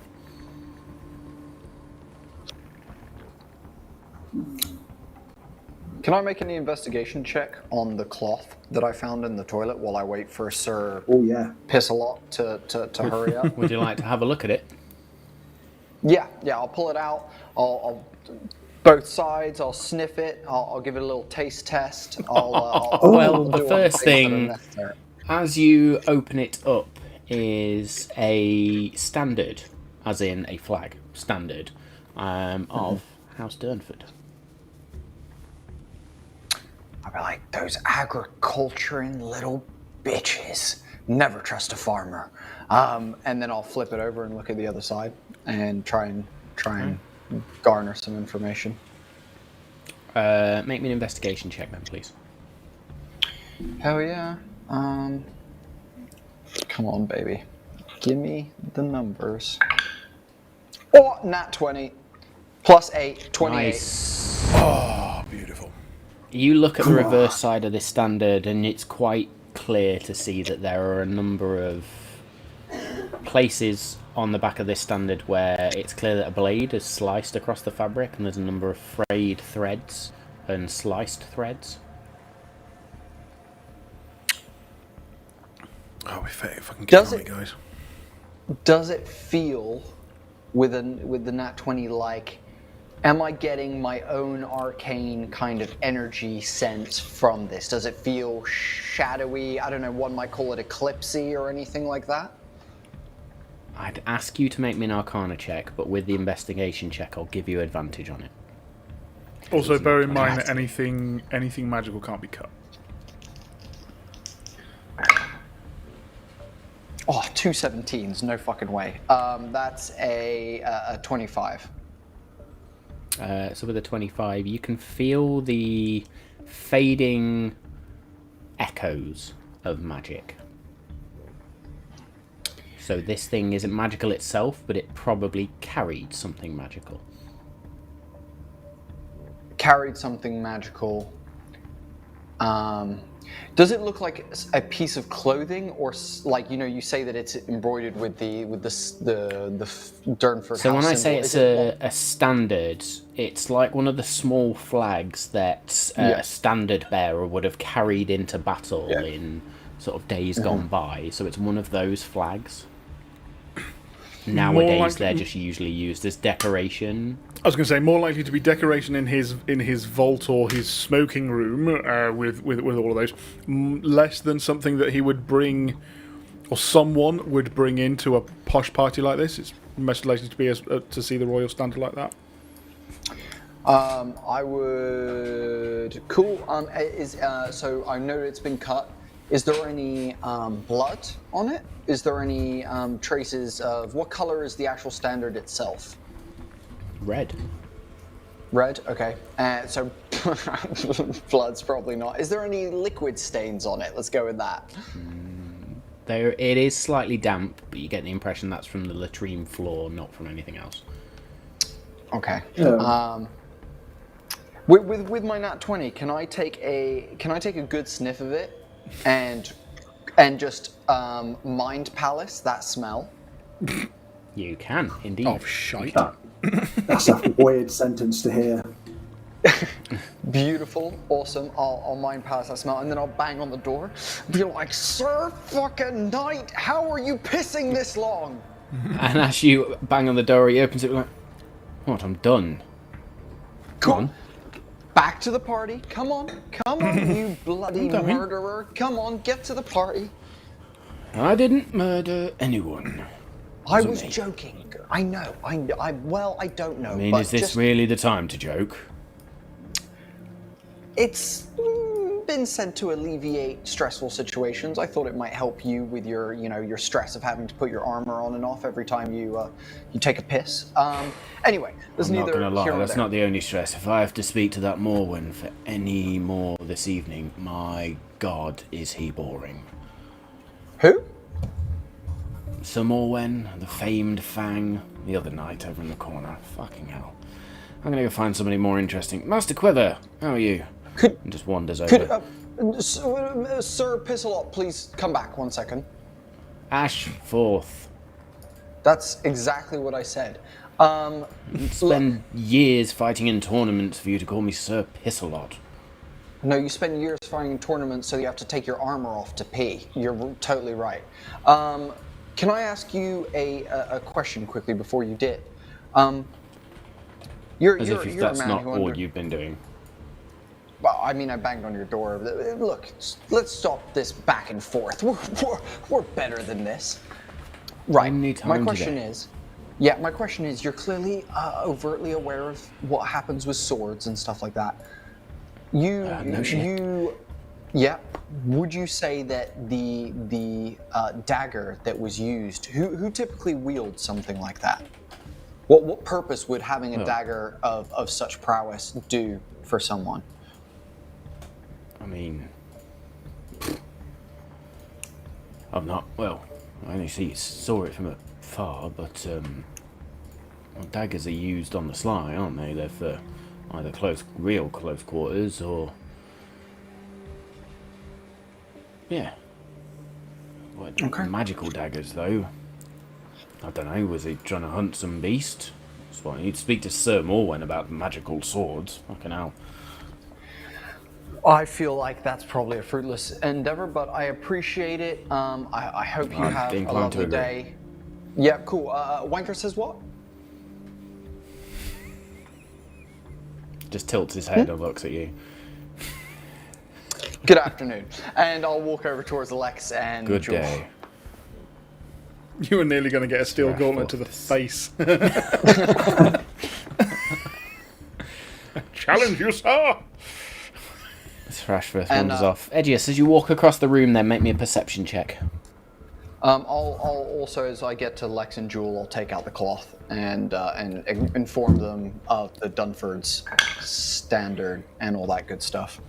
That is a perception, you said. That's a 22.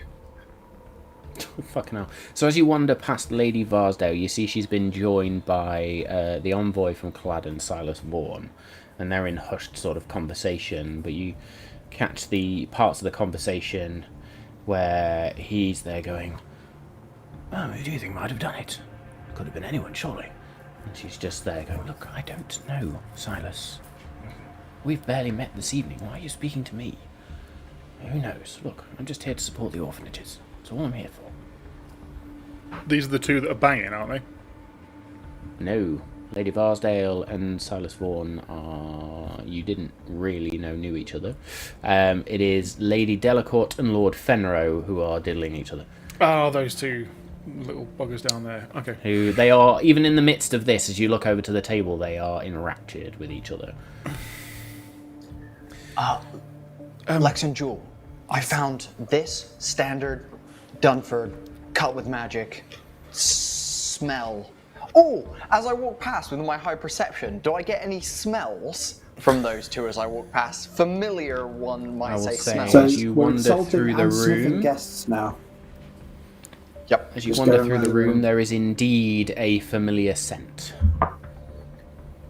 Ooh, do I know which direction it's coming from? with a perception check of 22, I think we said. Yes.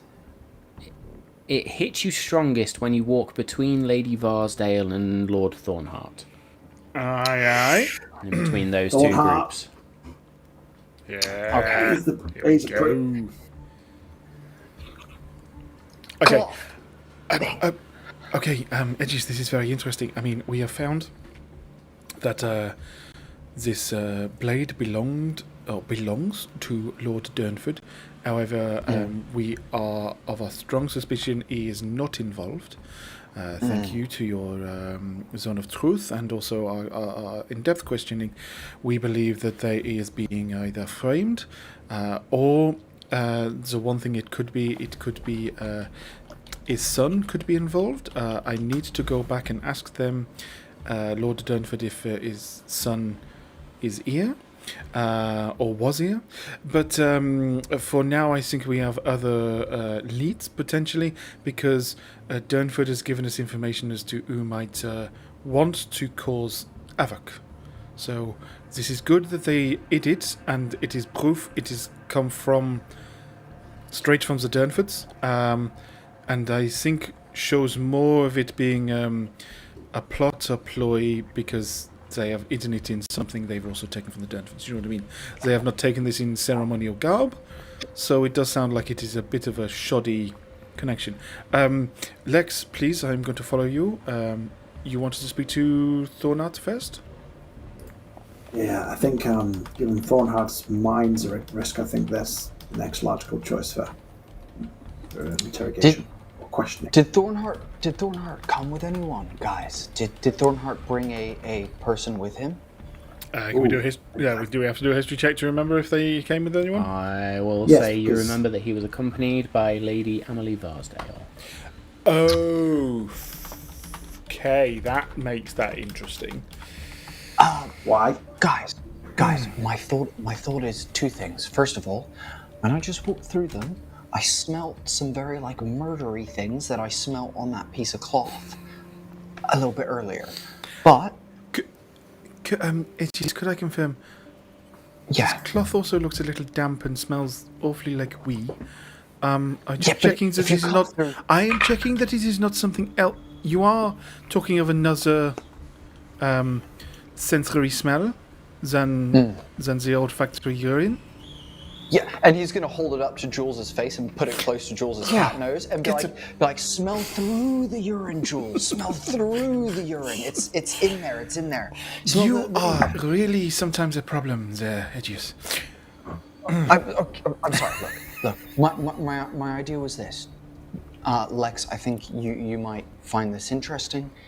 Possibly, what if we say we're going to take Lady Varsdale and we take Thorn Guy, and we take them into rooms next to one another.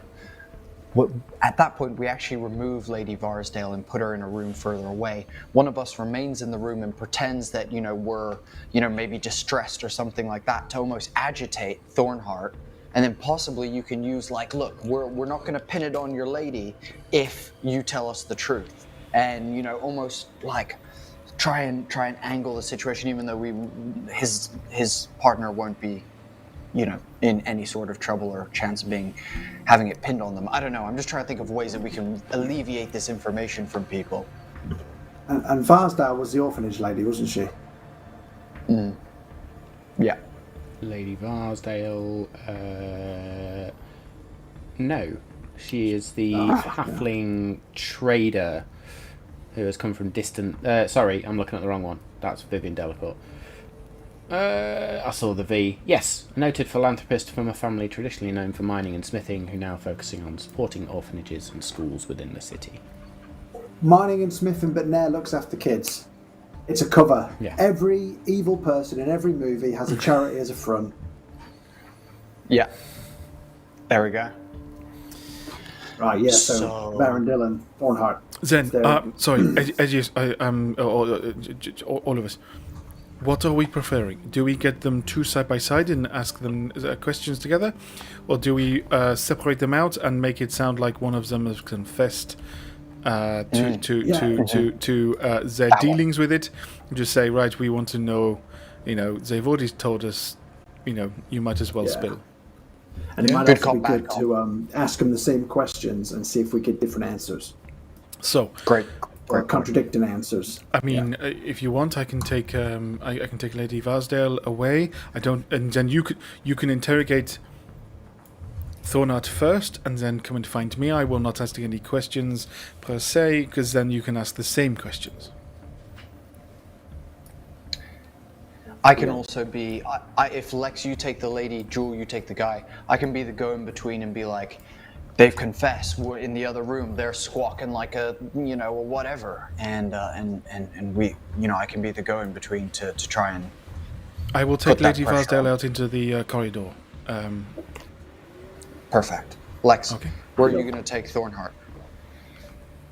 I'll take him near the away to the main stairs. I suppose everybody's gathered near the greenhouse, so I'll take him off towards the main stairs.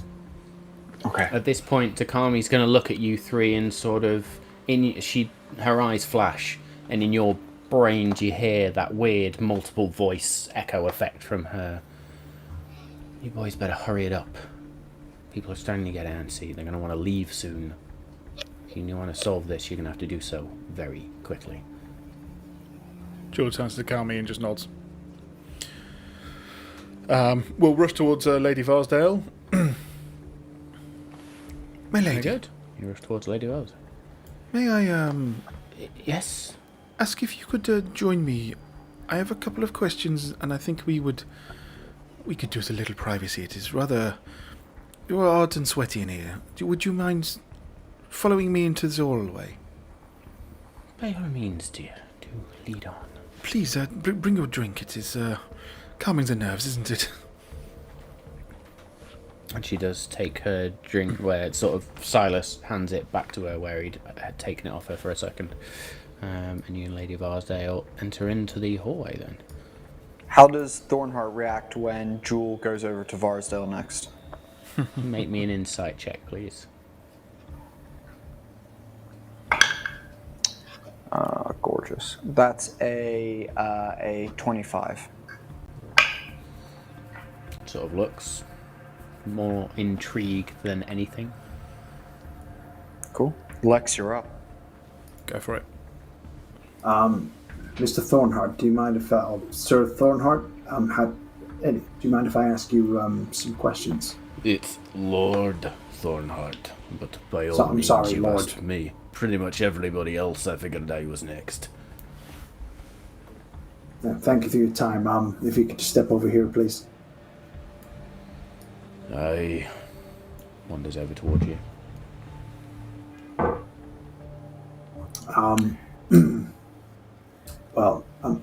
There's no delicate way to put this, obviously, because there's been a murder. So I'm just gonna, in the interest of time, just gonna come out with a few questions, if that's okay. In the course of our investigations, it's become apparent that you do have quite a strong motive to want Caelum out of the picture. And I'll see what his face does when I say that. The little prick was negotiating with druids that threatened my mines. Of course I've got fucking motive. I did not expect you to be this forthcoming. Okay, so did you act upon this motive? Did you have Caelum killed then? If you're so, The Lex, was it the name? yeah, Detective Lex. Yep.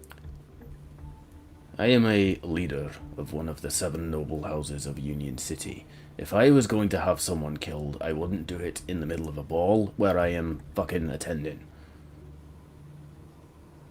I have met stupid criminals in the past, so you got to cover all the bases. You understand that. Okay, then let's follow this line of questioning. No, I'm just saying I'm trying to cover all the bases. And now I've established you're an intelligent gentleman. We can start with the proper questions. So you had motive. You admit that, but you're not stupid enough to commit the murder in the place where you're at. So who do you think would try to frame you for this? Who would have, for example, Lady Varsdale also has interest in the mines, not progressing because she has stakes and makes her money from the mines. Yeah, but she might want you out of the picture. What do you say about that? Lady Varsdale's one of our most influential benefactors. If anything, she's provided a lot of technology for us. For her to try and bump off the Thornhearts would be very silly on her part. And what if it's a coup to take over your turf, so to speak? Well, let's just say the Varsdales do not quite have the political strength to try and stage such a coup just yet. I trust Lady Varsdale. She is a gentle soul. She cares more for the kids in the city since seeing the orphanages, put it that way. Right. As he says, So- I trust Lady Varsdale, I will have followed Jewel into the hallway, stood for a second, checked, pretended like I was checking that it was quiet, and I'll walk back in the room and over to Lex, and I'll be like, Lex, 1 second.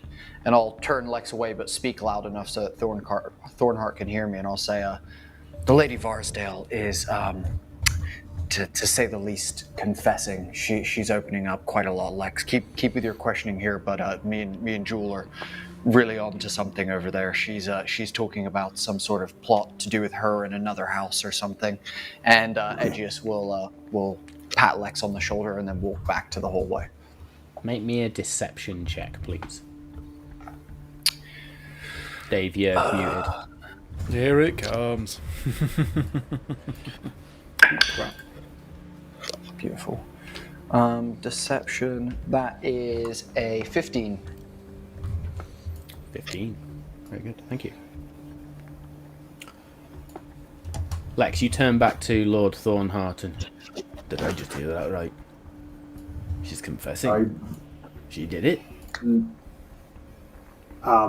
You wasn't supposed to hear that, but yes. It's a bit hard when your pastel green suited friend is not the quietest of individuals. He's got a theatrical voice. His voice just carries. Yeah, he's not very good at subtlety. I do apologize. No shit. Theatrical voice. But yes, you heard that right. Lady Varsdale's admitted to joining somebody with a plot to kill Caelum, and I have to say that makes you again the prime candidate. What do you say to that? I wouldn't have believed she'd be capable. It can't be. This must be folly. The Varsdales have always been supportive of the city. Who'd she possibly take the rap for? She's here as my guest.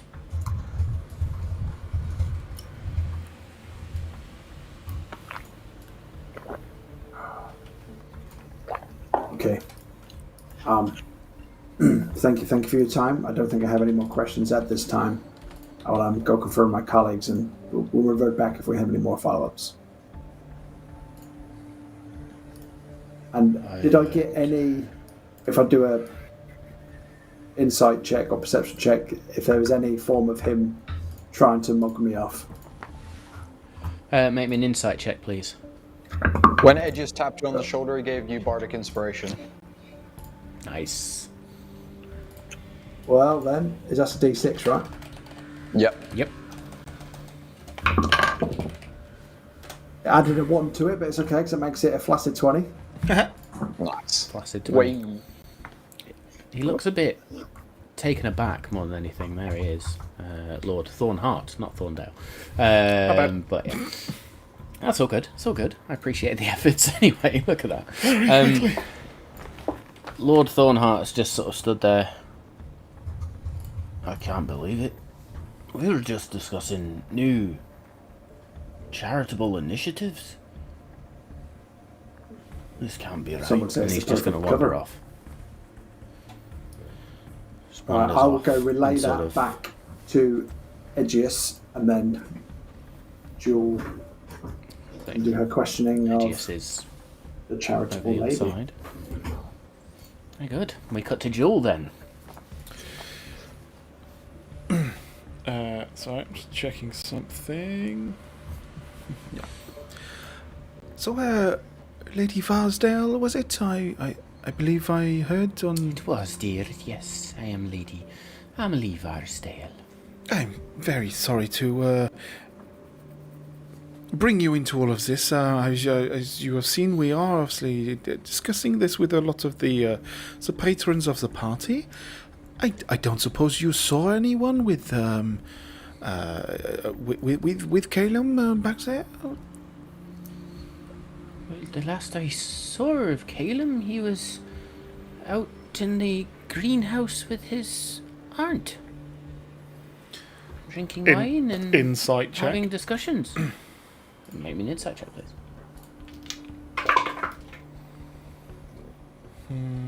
Where's my insight? There we go. 19. 19. She is being very candid. You don't sense any lie in that statement. Yep, that's fine. Oh, of course. That's that. And that was the last place you saw them. You say? Or was the last person they were with? It's the last I saw of young Caelum before, well, horrific events. And I must admit I got distracted by the lovely dancing going on. Those 3 beautiful princesses from the east. And, well, your friend, who's... She looks towards the archway and sees Edgius and just sort of waves. Well, it may trouble you a little, but we have reason to believe that the particular dagger that was used was owned by none other than Lord Thornhart's family, and, well, we believe they may be quite involved. Do you not know anything about this? Check, please. This is when it's going to be dog shit, isn't it? I'll take it. Deception 15. She's going to look at you and say, did Lord Durnford not admit to having the dagger? That's a leap. I don't believe so. He could have sworn he said in the room that it was his.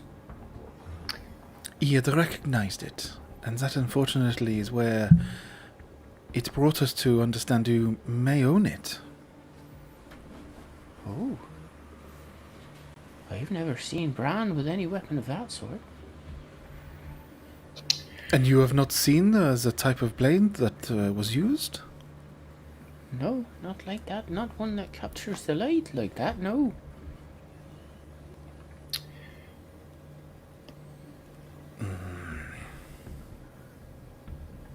Edgius will walk over to Jewel at this moment and will place a hand on Jewel's shoulder and go, "Excuse me, my lady, I just need to have a conversation."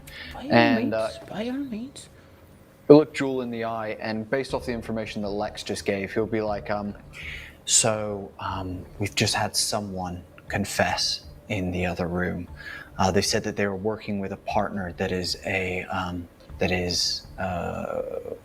woman, and that they are likely to give up their assailant, but they wanted some confidentiality stuff. So we're going to need you in the other room soon. Excuse me, my lady, my apologies. My colleague will only have a couple more questions for you. Your dress is a little bit like ruffled here. Give me 1 second, and Edgius is going to go over and just take a fucking huge sniff in as he like pretends to like undo her like ruffles of her sleeve. Make me a survival check then, please. Come on, Make me a sniff check. Come on, nat 20. I need it right now. I need it. We need it.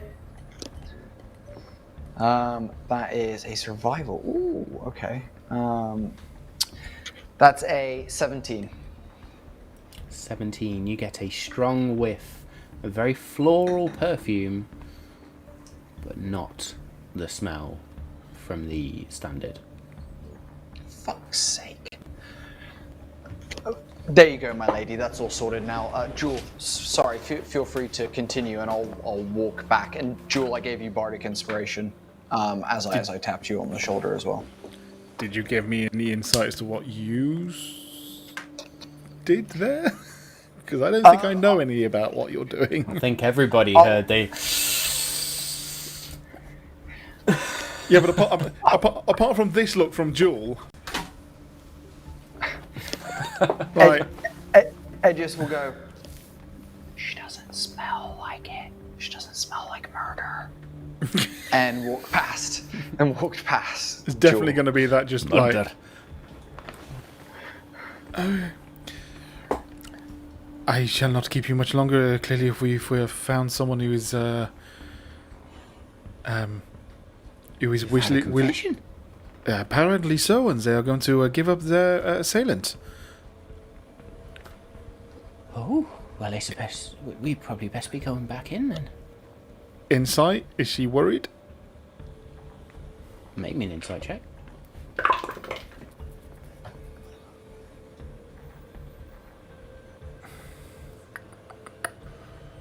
I hate it when I can't do that math. 13.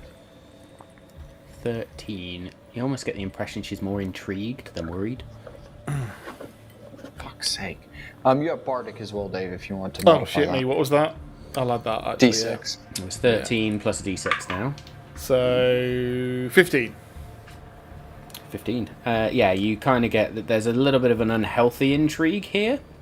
Okay. Maybe she's a bit of a true crime junkie or something like Yeah. that. She Fuck's loves sake. podcasts.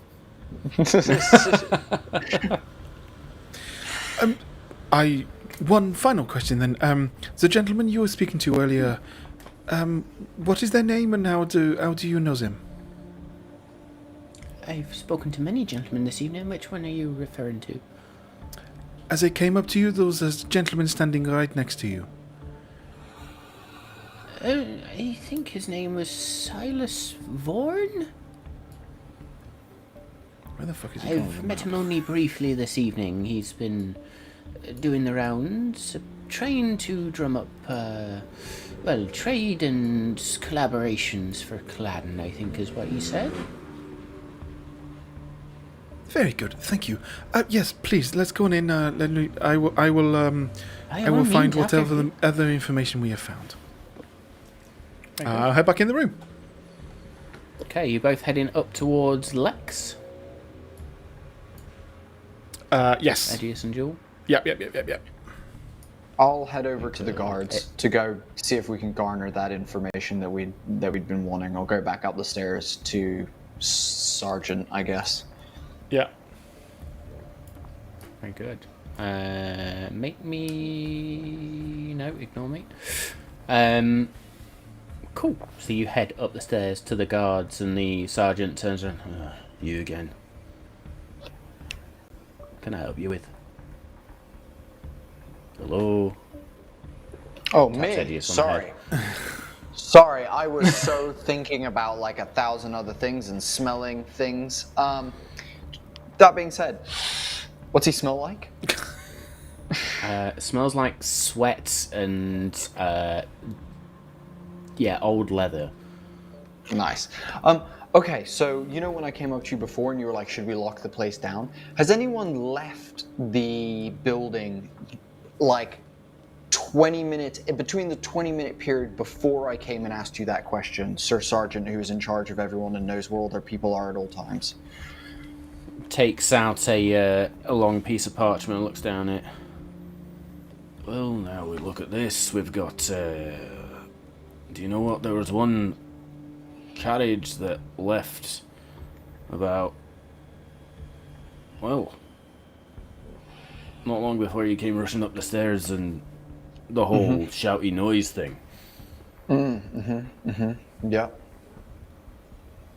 What carriage? Sorry, what carriage is that, sir? Could you? That was. Well, it was described as a black carriage, black horses, single footman. Strangely enough. Yeah, the guards reckoned it was one of the Black Veil's carriages. Awesome. Okay. And how many people got into the carriage? That wasn't observed. It came from round the back of the building. We're not permitted to go near the carriages, but they were seen hoofing it, for want of a better term, down the tiers. Right. Okay. And anyone else or just them that have left That's the the building? only strange activity we've got noted down here. Everything else has been pretty quiet. I have already dispatched a small troop to go see if they can track down the carriage, at least find out where it's gone. But there'll be some time they've got to go down the tiers and find it themselves. Where might I be able to find out that information of where your guards, the guards that track them down, where would I be able to find out what came of that? And could I possibly have your name so I could report, ask for you in person so you could give me the report?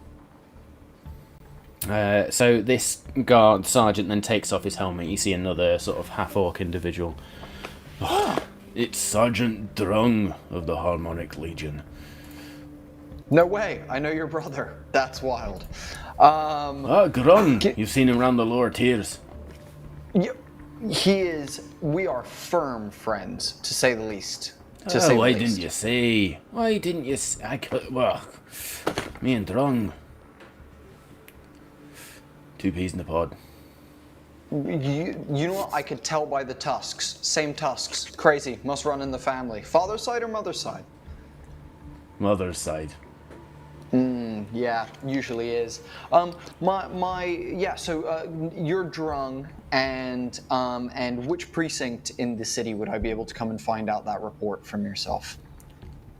I'll make a note here that when you are ready, when the information comes back, I'll have a runner sent to you with the information. If you're still here, I'll bring it myself, but if you're off and out, I'll send a runner for you. Okay. So just for the runner's sense, I will be at the Jarl's Hearth. Would likely be a good place to send it. That's all. I'll leave you to it. My friends clearly very well. Oh, I'm not surprised. I will be off. And my friends clearly have more important things going on over there. So thank you for that. Appreciate your time. And as I walk away, I will be writing on the inside of my hand, Drung, report to superior officer for negligence, and just walk towards the others. Very good. At this point, Edgius, I'll say as you wander down the stairs, then you come to the bottom of the stairs, you're met with an orc individual, one who was introduced as they came down the stairs earlier as Baron Grimsdale. Excuse me, sir, I need to get past. My friends have clearly more interesting things going on than what I'm dealing with over here. Bear with me, I've got that many fucking NPCs to control now. I'm trying to find all of my notes. Where are we? And if the fucking Baron scroll bar Grimsdale has got a really squeaky voice, and he is from Wales. Baron Grimsdale steps up, and this is a full orc individual. Can you help but see you were speaking to the guards up the stairs? I was once an advisor to the Harmonic Legion. Is there something I can be helping you with?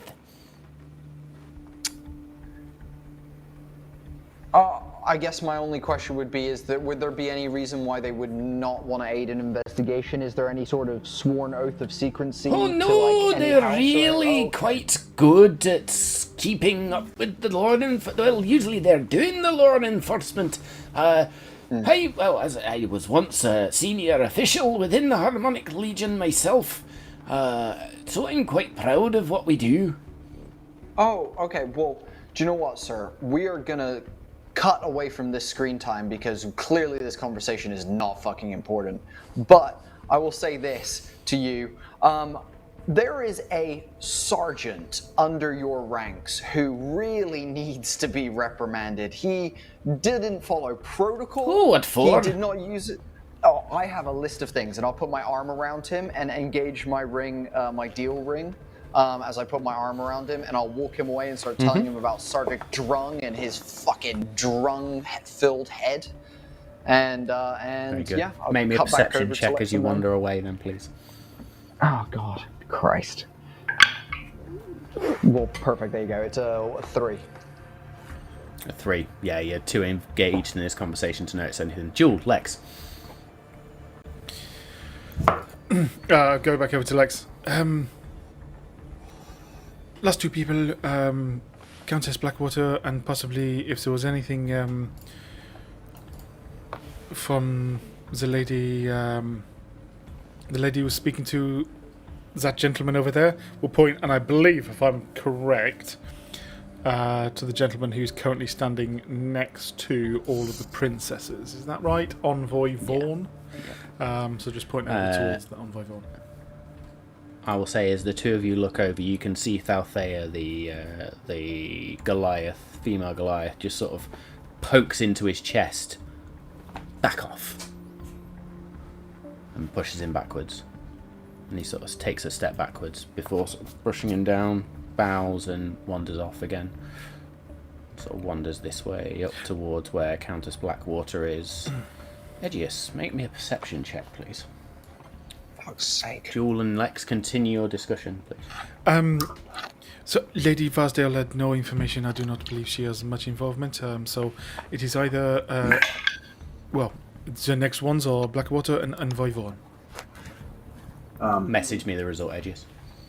Thornheart openly admitted he has the best motive because Caelum was trying to hinder his mining operation, but said he wouldn't be so stupid as to do it while he was in the room. He doesn't feel Lady Varsdale has it in her, although she used to have a mining interest. She's now all about the kids and all about the city. He doesn't think she's got a malevolent bone in her body. That makes a lot of sense, I guess. I got the sense that Thornheart was also probably telling the truth. I didn't get any deception. All I got was, I suppose, a concern that Lady Varsdale might be implicated. Interesting. I'm not saying that she's not the one, but I did not get anything from her. Let's go to Countess Blackwater. Let us go. We have to be moving on. Yeah, and if that fails, what we're going to do? Go find Lord Verrickson, who escaped. I'll stop you both as you're walking across to Lady Blackwater, and I'll be like, I fucked up big. What? Why? What did you do? Earlier, you know when I said that those two, and I overtly gesture with my heads to Lady Varsdale and Thorn, whatever. You know how I said they smelled of murder? I was wrong. When I walked past them, what I smelled was that guy. And I lean my head towards Vorn. And I go, ooh, curveball. I've been trying to get... It turns out when I walked through them, he was close enough that actually the murderer that I smelt was actually him, based on this piece of cloth that Jewel has now also smelt. But I would suggest maybe we play it casual.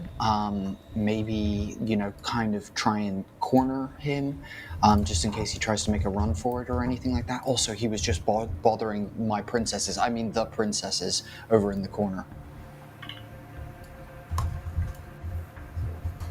Do we approach him? We get the Kami over here too, and kind of flank him. I think as long as we kind of surround him. Yes, that is too obvious. Just let's go and talk to them. Let's talk to Blackwater first, but make sure he does not leave. I'll tell Cog to go get Takami to bring her to our position. Very good. So you wander over to where Duchess Winthrop, Countess Blackwater, Sir Morwen, and Envoy Vaughn are all conversing in hushed whispers. And Countess Blackwater is there saying, "Well, I was hoping to unveil later, but I don't know. Perhaps this will push my timelines back somewhat."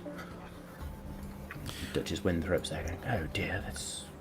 I'm so sorry to interrupt. I do apologize. I have been told so. May we ask you a couple of questions, and then I'm sure all of this will soon be over, and we can let you all head on for your evening.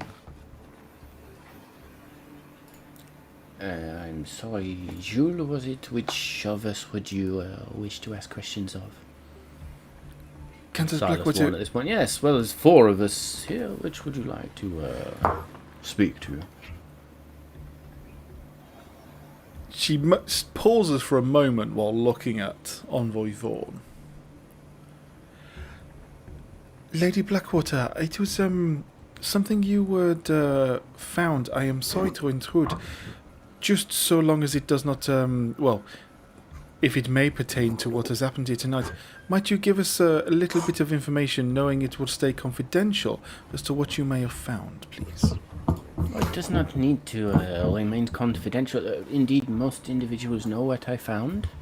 It was more I was going to unveil the collections I had made and the etchings that I had made rubbings of and copies beneath the middle tier of our city is a strange cavern of sorts, and it is filled with these etchings in a language which I have come to understand is a form of draconic. It's very hard to say with my accent. What does some Morwen do with that? With the fact that it's draconic? Some Morwen to sort of pop his head round and like, oh yes, we were just discussing this. My ancestors are dragons, you see, draconic. Sir Morwen, forgive me, I have not introduced myself. Famed Fang, explorer extraordinaire. Yes, okay. That is very interesting. Very interesting indeed. And we'll look at Lex and Edius. I'm looking at people as you're talking. I'm scanning people's faces, but I've pretty much got my eyes locked on Vaughn to see if he's looking any shifty or uncomfortable. Give me an insight check, please. 18. Nice. 18. Very difficult to read. Very difficult to read. Oh, I feel a suggestion coming on. You gotta love it. I don't suppose that any of you would have known anyone who would wish to anyone who would wish to hurt Caelum. Anyone who would have a gripe against them. And before you start, we have already ruled out quite a lot of suspects. We know about the Dunfords. We know the Thornhearts had beef with him, and we know them two over there are fornicating. So we've ruled that out. Is there any other information aside from that? Yeah, it was quite squelchy. Almost as sickening as my cousin and her public displays of seduction. Anyway, look. I noticed you took umbrage with that. Actually, do you have a problem with Kevin because he's lowborn, or do you just not like public displays of affection in general? I am not one for such. You say public displays of affection. There is nothing. A simple kiss will do. When it is put on for show, I take umbrage with it. Fair enough. Now, you said you had... just the act. Yeah. Well, Kevin is a very interesting individual. Anybody would be lucky to have him as their date. Very correct handsome. answer. Okay, but you said you had cancelled out or disproved some theories. Have you spoken to Grendale? Why would we need to speak to Grendale? It's 30 years ago now, but some things are not so easily forgotten. Caelum was the one who unearthed that Grendale was embezzling, and Sir Grendale over there was disgraced for a period. Caelum was said to have been working with a detective, funnily enough, to uncover some of this information. Jones Detective Agency or something like this. Oh, I hear they were very good in their time. I heard that they might have been the best around. Well, best or not, their offices are now boarded up. Excuse me. I'm just curious. Was it Silas? Is that your name? Yes, Silas Vaughan, envoy from Caelum. Hate him already. I hate. Look at that smug motherfucker face. Just seriously, you Matt want to does smog so good, and it makes me instantly hate characters. we just want to punch that face. Look at him. I hope you mean the art and not me. The art, yes, the art. A little bit of column A, a little bit of column B.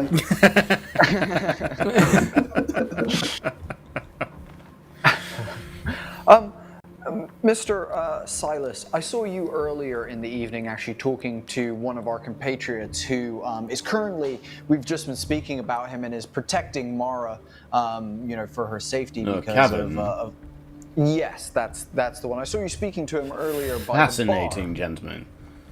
Fascinating gentleman. Where is he? Preach it, sister. As I said, he's protecting Mara in a private room at the moment as well. Simply, we were concerned for her safety when shit hit the fan, as it were. Look, time is pressing, and I'm sure you will understand. You don't know who did it, do you?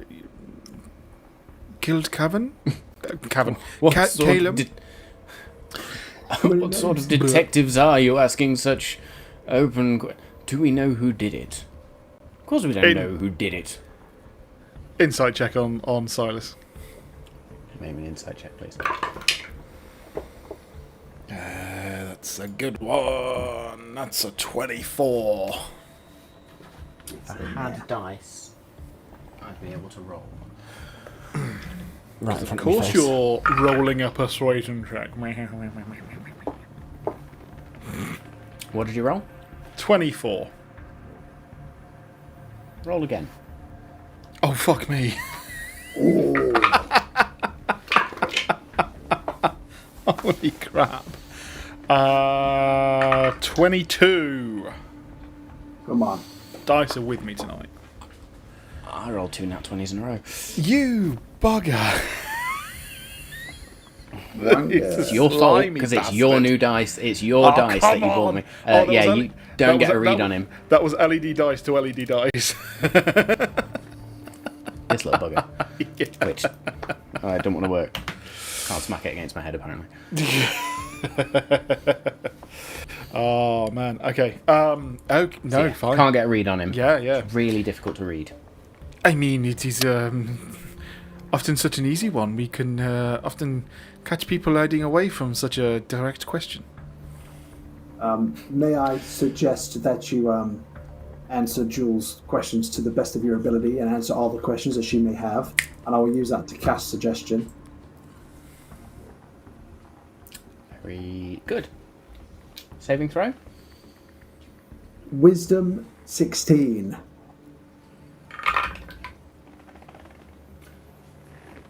That's a third natural 20 with that dice. Oh my Fuck off, man. God! I mean, I'll let you have that one. Oh, bloody hell. We'll take a picture just to prove it. Jeez. Hang on, let me see if I've got any actions or debuffs or anything that can fuck you up. I mean, we're all on the he No. did it now. I don't care if it wasn't him. We all 20s in a row. believe that he did it.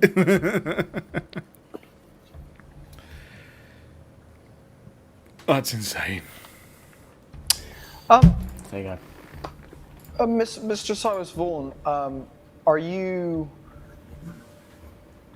thank you, Lex, for that. Please answer our questions as best as possible, as Lex said. Are you aware of any sort of, or are you proficient in any sort of illusion magic or anything like the such? He's going to place his hand on your shoulder and just sort of looks at you. Illusion magic. And you do get that strong whiff. Again, I will give it you for free. Illusion magic. No. But I am very good with people. And I need you Here we go. To make me. I pull out garlic and my holy water and Vile demon, back! I need you to make me a wisdom saving throw. Oh please. shit, biscuits! Here we go. Fuck's sake, man. Well, at least we know who did it. Fuck my life, man. That's a I'll 10. just roll initiative now, should I? Yeah, I think we're gonna. He casts Dominate Person Hello. on you, Aegeus, I knew he was a and you are kinky now bastard. fully under his sway. How? I mean this properly. How obvious is that to us? Well, it is a verbal and somatic component, so as he says, I'm good with people, and places a hand on Aegeus' shoulder, his other hand just makes a movement, and he speaks a word. Remind me of the languages everybody speaks. Yeah. Abyssal, Celestial, Modron, and Primordial. Elvish, fuck are you finding halfling, that? thieves' cant. Where the fuck are you finding that languages and proficiency? There we go. Yeah. Halfling and common. Halfling in common. None of you understand this word, but Aegeus, in this moment, you are dominated. Question. Because Aegeus enjoys being dominated,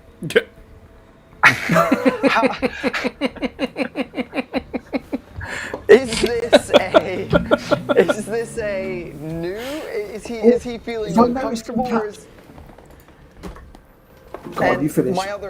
my other legitimate question was going to be, I imagine that Aegeus having skin was something that he had to, in the very back of his mind, be concentrating on kind of regularly. When he dominates person, does my skin like disappear because I'm no longer like I'm no longer in control of I myself, will or leave do that I up start to shifting? you. The way I would do it, because What Aegeus is is a dominate person? I changeling, guess? so you can actually appear as any form you wish in that moment. Now, Dominate Person, I will read you the spell. So you attempt to beguile a humanoid that you can see within range. It must succeed in a wisdom saving throw. Be charmed by you for the duration, which is a minute. If you or creatures that are friendly to you are fighting it, it has advantage on the saving throw, which we weren't. While the target is charmed, you have a telepathic link with it. As long as the two of you are on the same plane of existence, you can use this telepathic link to issue command to the creature while you are conscious. No action required. Which it does its best to obey. You can specify a simple and general course of action, such as attack that creature, run over there, fetch that object. If the creature completes the order and doesn't receive further direction from you, it defends and preserves itself to the best of its ability. You can use your action. In fact, I'm not going to read that because that's too much fun. If I notice they might be casting a spell with vocal components, is it too late to try a counter spell? I will allow it. You have counterspell. I love it. Yeah, So- What since when level are did you get casting counterspell at? What the fuck? That's a good question. To cover all the bases, Matt, I'm going to do it at the highest I can, which for me is 4th. 4th. Roll then, please. Oh shit, biscuits! This guy's got some shit. So 10 plus the spell's level, so what would that make that DC 15? You need to roll. You roll and it's whatever, because he might have done it at something stupid I like can try my 7. best though, can't I? 19. 19. So That's as just a this flat spell roll. is cast, I an don't need to Aegeus... add- Oh, do I add modifiers? As in, well, was that 19 on the roll? Oh, cast an ability, so yes, 23. Yeah. Aegeus, as That's you it. feel this silver words and this silver tongue sort of just speak into your mind, you then feel cool logic and calm serenity overcome this silver tongue nature as Lex successfully counterspells the Dominate Person, and in this moment we are going to roll initiative. Oh, here we go. Fuck you! Yes. You see And- everybody back off, even Sir Morwen, the famed Fang, fucks off very quickly. So, initiative rolls, please. 20. Oh, what's my phone? 21. So that was Lex with 20. It's a good Takami night for got initiative, 21 as lads. well. No, Takami got 23. Oh, it's a good night for our team's initiative. Oh, what did Edge get? That's a nat I've also 20 wasted- plus 3. Oh, Also so wasted spell slots now. 23. Jewel, 21. 21. Let's roll for the arsehole then. Can't kill him though, can we? No, we're need still to- just going to try and subdue him. Why does it not give me Yeah, his we need to initiative? take him alive. Yeah. 8, 10. I wish I hadn't used my bloody spell slot now. So, initiative order is going to be Takami, Aegeus, Jewel, and Lex. It's mad that I rolled a 20 and I'm bottom of initiative order. That shows how Yeah, real everybody life rolled initiative. really well. Really Takami well. rolled a 19. She's got a +4 to her initiative. So, very good. She is going to go first. Seeing this happen, she is just going to run up to here to get into range, and she's then just going to sort of take a defensive stance. What are we doing? And that is going to be her go, because she doesn't quite know what's going on at this point. We're then over to Aegeus. Okay. So I'm gonna quicken my first spell. So I'm gonna cast Tasha's Mind Whip at 4th level. And he has to make an intelligence saving throw as Aegeus grabs his hand and goes, "You look like an old friend of mine. His name is Maximilian Klein. Do you know him?" Intelligence saving throw. That is a 14. Yes, beautiful. That's exactly what I like to hear. That's exactly what I like to hear. Fuck that guy. 1 second, let me roll my dice. Cool. That is 12 points of psychic damage. Very good. He cannot take any reactions until the end of his next turn.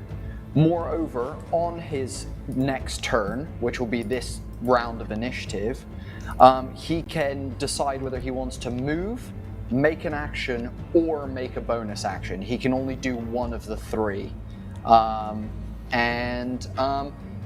And then, as my bonus action after quickening the spell, I will cast my Shadow Blade into my right hand, and I will draw my katana with my other hand, and take a defensive stance, and that's it.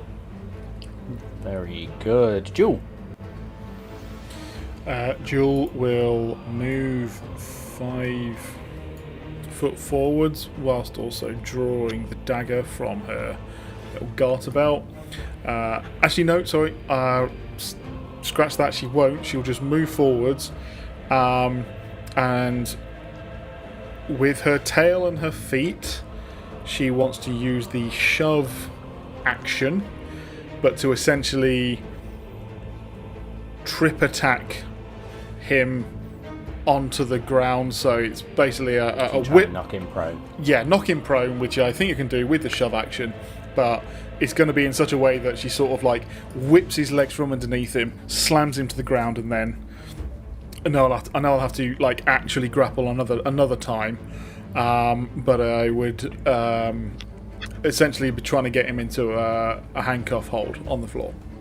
So you need to make an athletics check, please. Yep.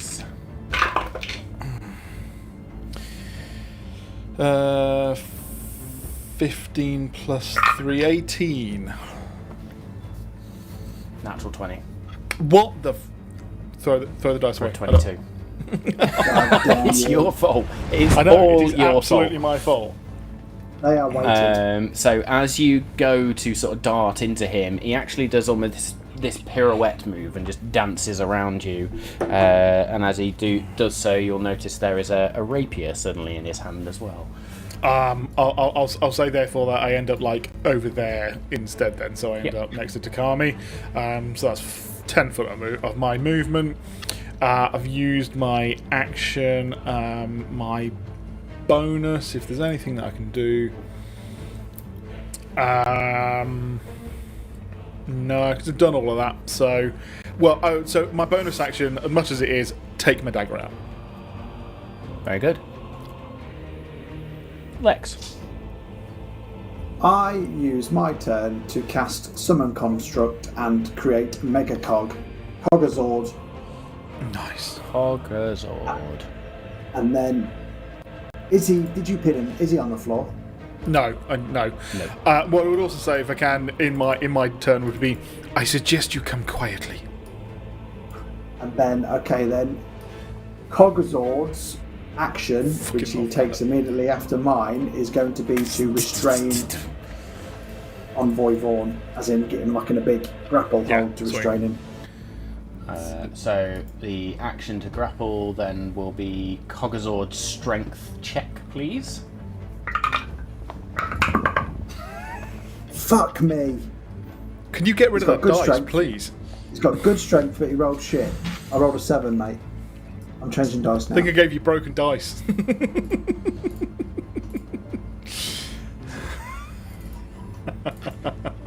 Oh, you can't even see that. I think if you zoom in, you can see it, but that is another natural 20 on that dice. I will swap it out. So yeah, again, as Cog goes to grapple, this individual just slides out the way, and you catch a wisp of purplish energy just as he moves. So that's Cog's go. Lex, anything else on your go? Oh, do I want to do any bonus actions? No, I've used all my sorcery points really. Other stuff, I want to save them. So no. Good. As he's dancing around then with this rapier, he is going to attempt to stab into Jewel with the rapier.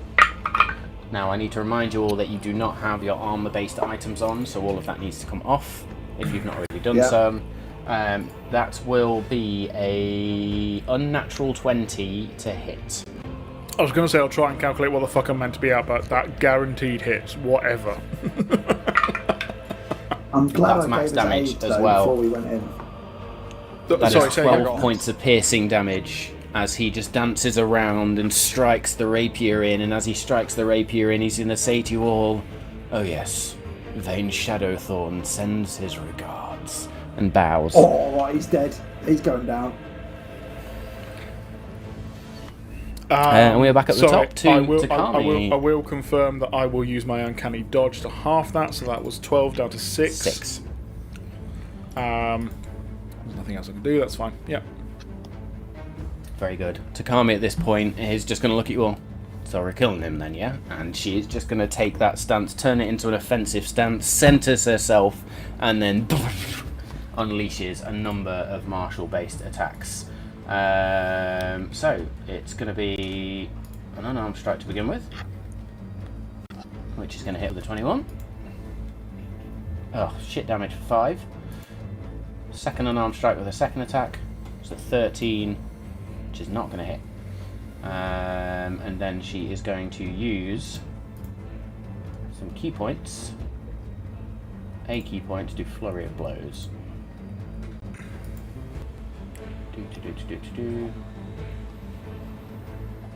What does she need to? Bear with me. This. No, sorry, she's going to use that key point to summon her arms of the astral self. You see these spectral astral arms appear. And he needs to then make a dexterity saving throw. Guys, can I just point out, as much as we did, and I'm actually looking back at it, I'm impressed that we managed to interrogate a lot of people and find a lot of information. We also found the fucker, right? Yep.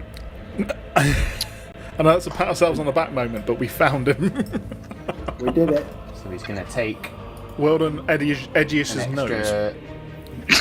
He's going to take an extra 6 points of damage now that they are out. And... If you'd have told me going into this that sniffing everybody would have solved it, I would have been like, what the fuck are you on about? There's us doing a full-on, Poirot sort of esque, let's see if we can, puzzle out the information and who done it, and then it was just literally sniffing the fuckers. Gotta trust your nose, Very man. good. As That Gandalf is says. the end Gotta of- trust your nose. That is Takami's go then, as she deals, what was that, an additional 5 points of damage as well. So she deals a total of 11 damage to Silas. And we are over to Edgius. I'm gonna try something crazy, Matt. We're here for it. I'm gonna try something fucking crazy. I'm gonna basically turn to Lex and be like, let's stun gun this motherfucker!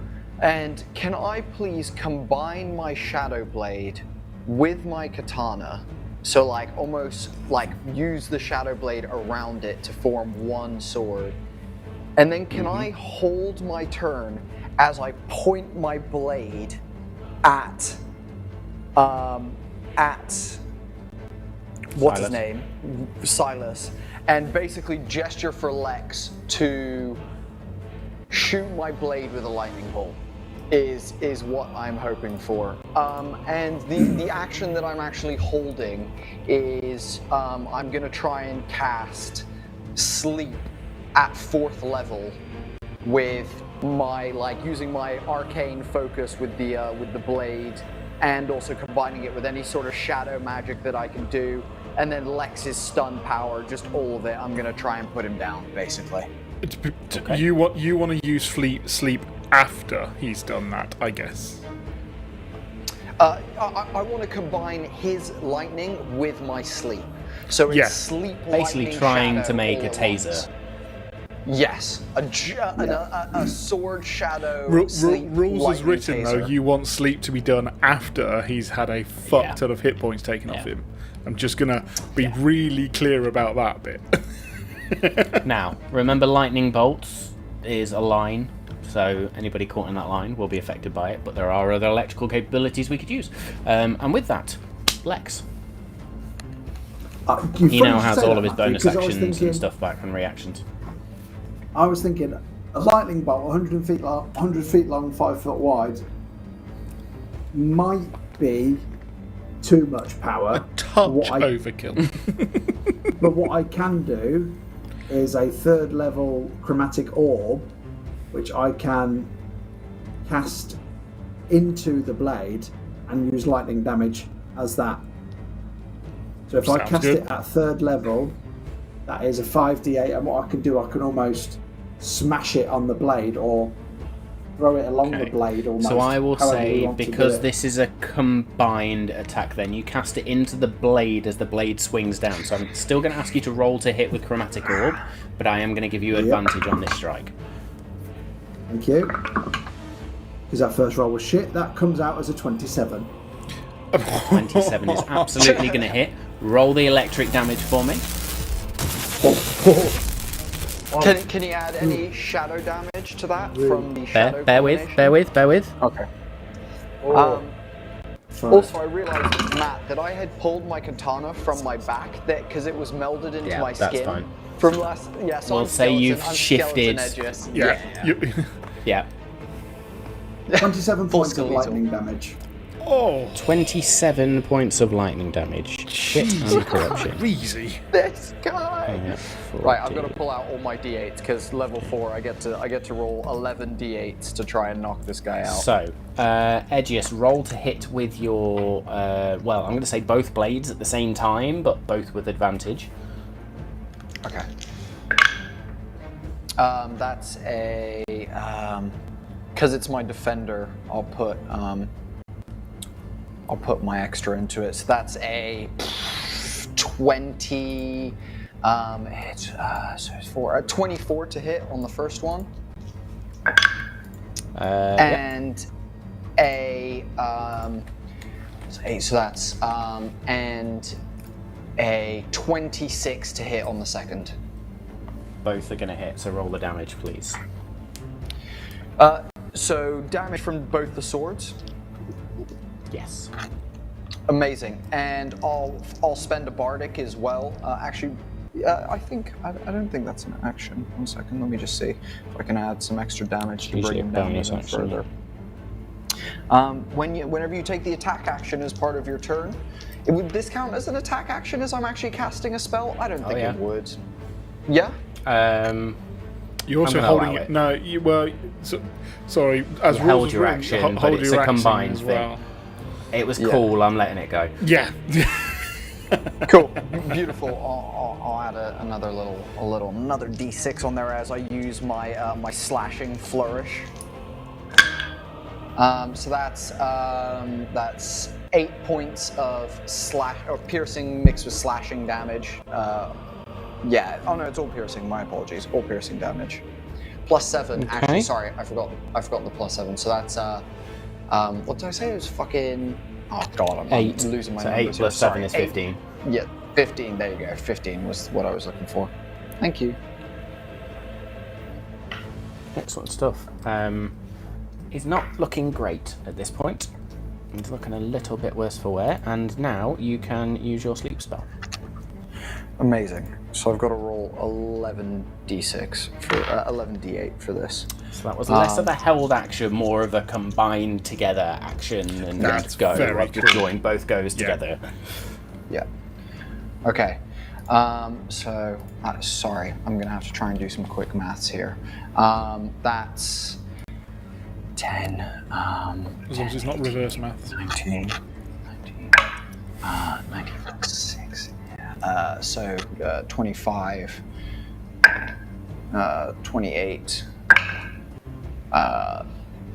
32, and then finally 36 hit points is the amount that my sleep spell covers. Oh, come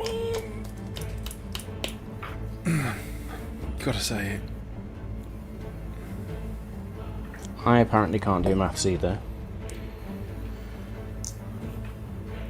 The suspense is killing us. He does not fall asleep. Ooh. Is he at least groggy?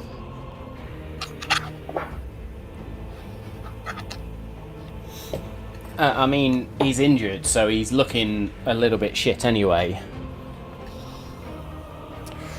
So, Lex, with that, do you wish Cog to do anything, or can that only be your action to do that, or is that Oh no, bonus yeah, action? Cog goes directly after me.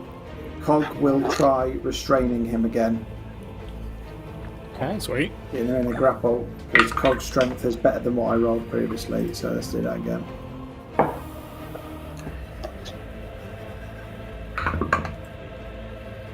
He says, with a 12. Oh, well, let's roll again then, shall we? Hey! 19. Oh, Cog does manage to latch his arms around Silas then. Grapples, just holds him there, and these mechanical arms just lock into place. Very good. At this point, then, he is not very happy. So he sort of spits out some blood. You just couldn't leave well enough alone. We almost had this city. Almost, and yet you meddling kids had to come along. We got away with it too. One of you meddling kids. And your dumb robot. Oh well. Very well, then. And is going to look towards Cog and is just going to say, I suggest you let me go. He's going to cast Suggestion on Cog. I need Cog to make a saving throw, please. Which I remember is a Wisdom saving throw. Oh, good.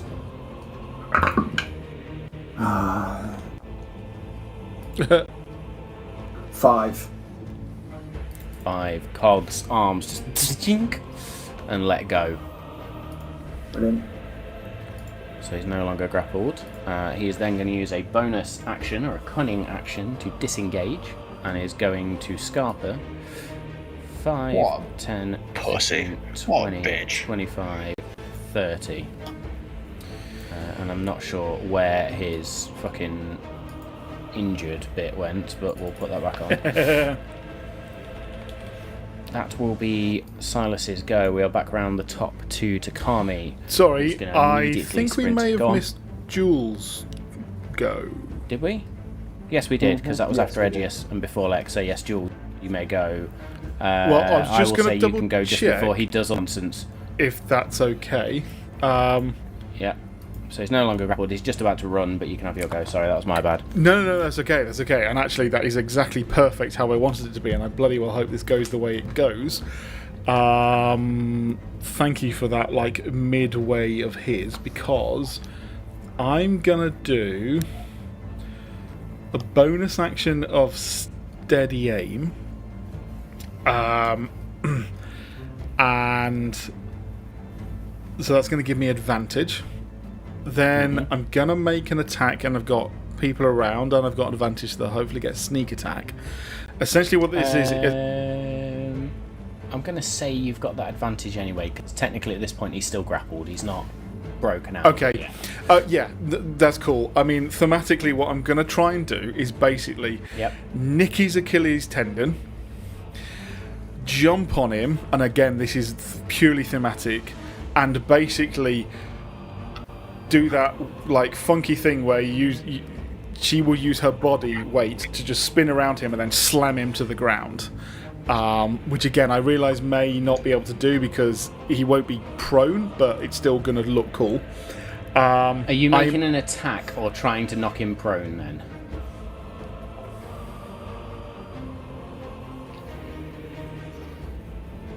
I'm going to try and not kill him, and I am attacking. I am doing the attack, Very good. and I get that he may not, therefore, he may just go to one knee, but I'm definitely just doing some funky shit around it. So that attack No worries. will be with a dust dagger, will be with advantage, and is a natural 20. There we go. Ammo. I will say in this moment then, as you do deal the damage, you nick that Achilles tendon and drop him to the floor. Because it was a natural 20, you do knock him prone. Thank you very much. And I'm going to have to remember how much, because it's been a while. It's been a while. 4d6. So 1, 2, 3, 4. Well, all doubled. Yeah. all doubled. Yep. Plus some dagger damage. And we're not in a dim room, so I'm going to ignore all of that.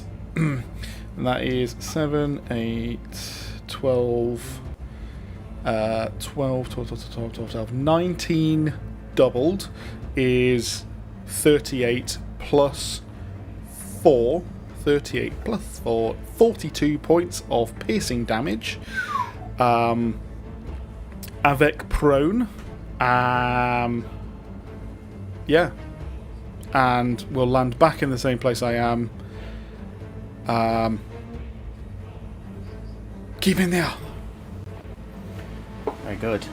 So we will then have his go where he suggests to Cog to let him go, and he's going to disengage. He's going to use half his movement speed, however, now to stand up, and then he is going to Disengage. hobble Yep. 5, 10, 15 over to there. He is swaying. There is blood pouring out of his ankle, like dripping across the floor. He's really not looking good in this moment. And it is then Takami's go.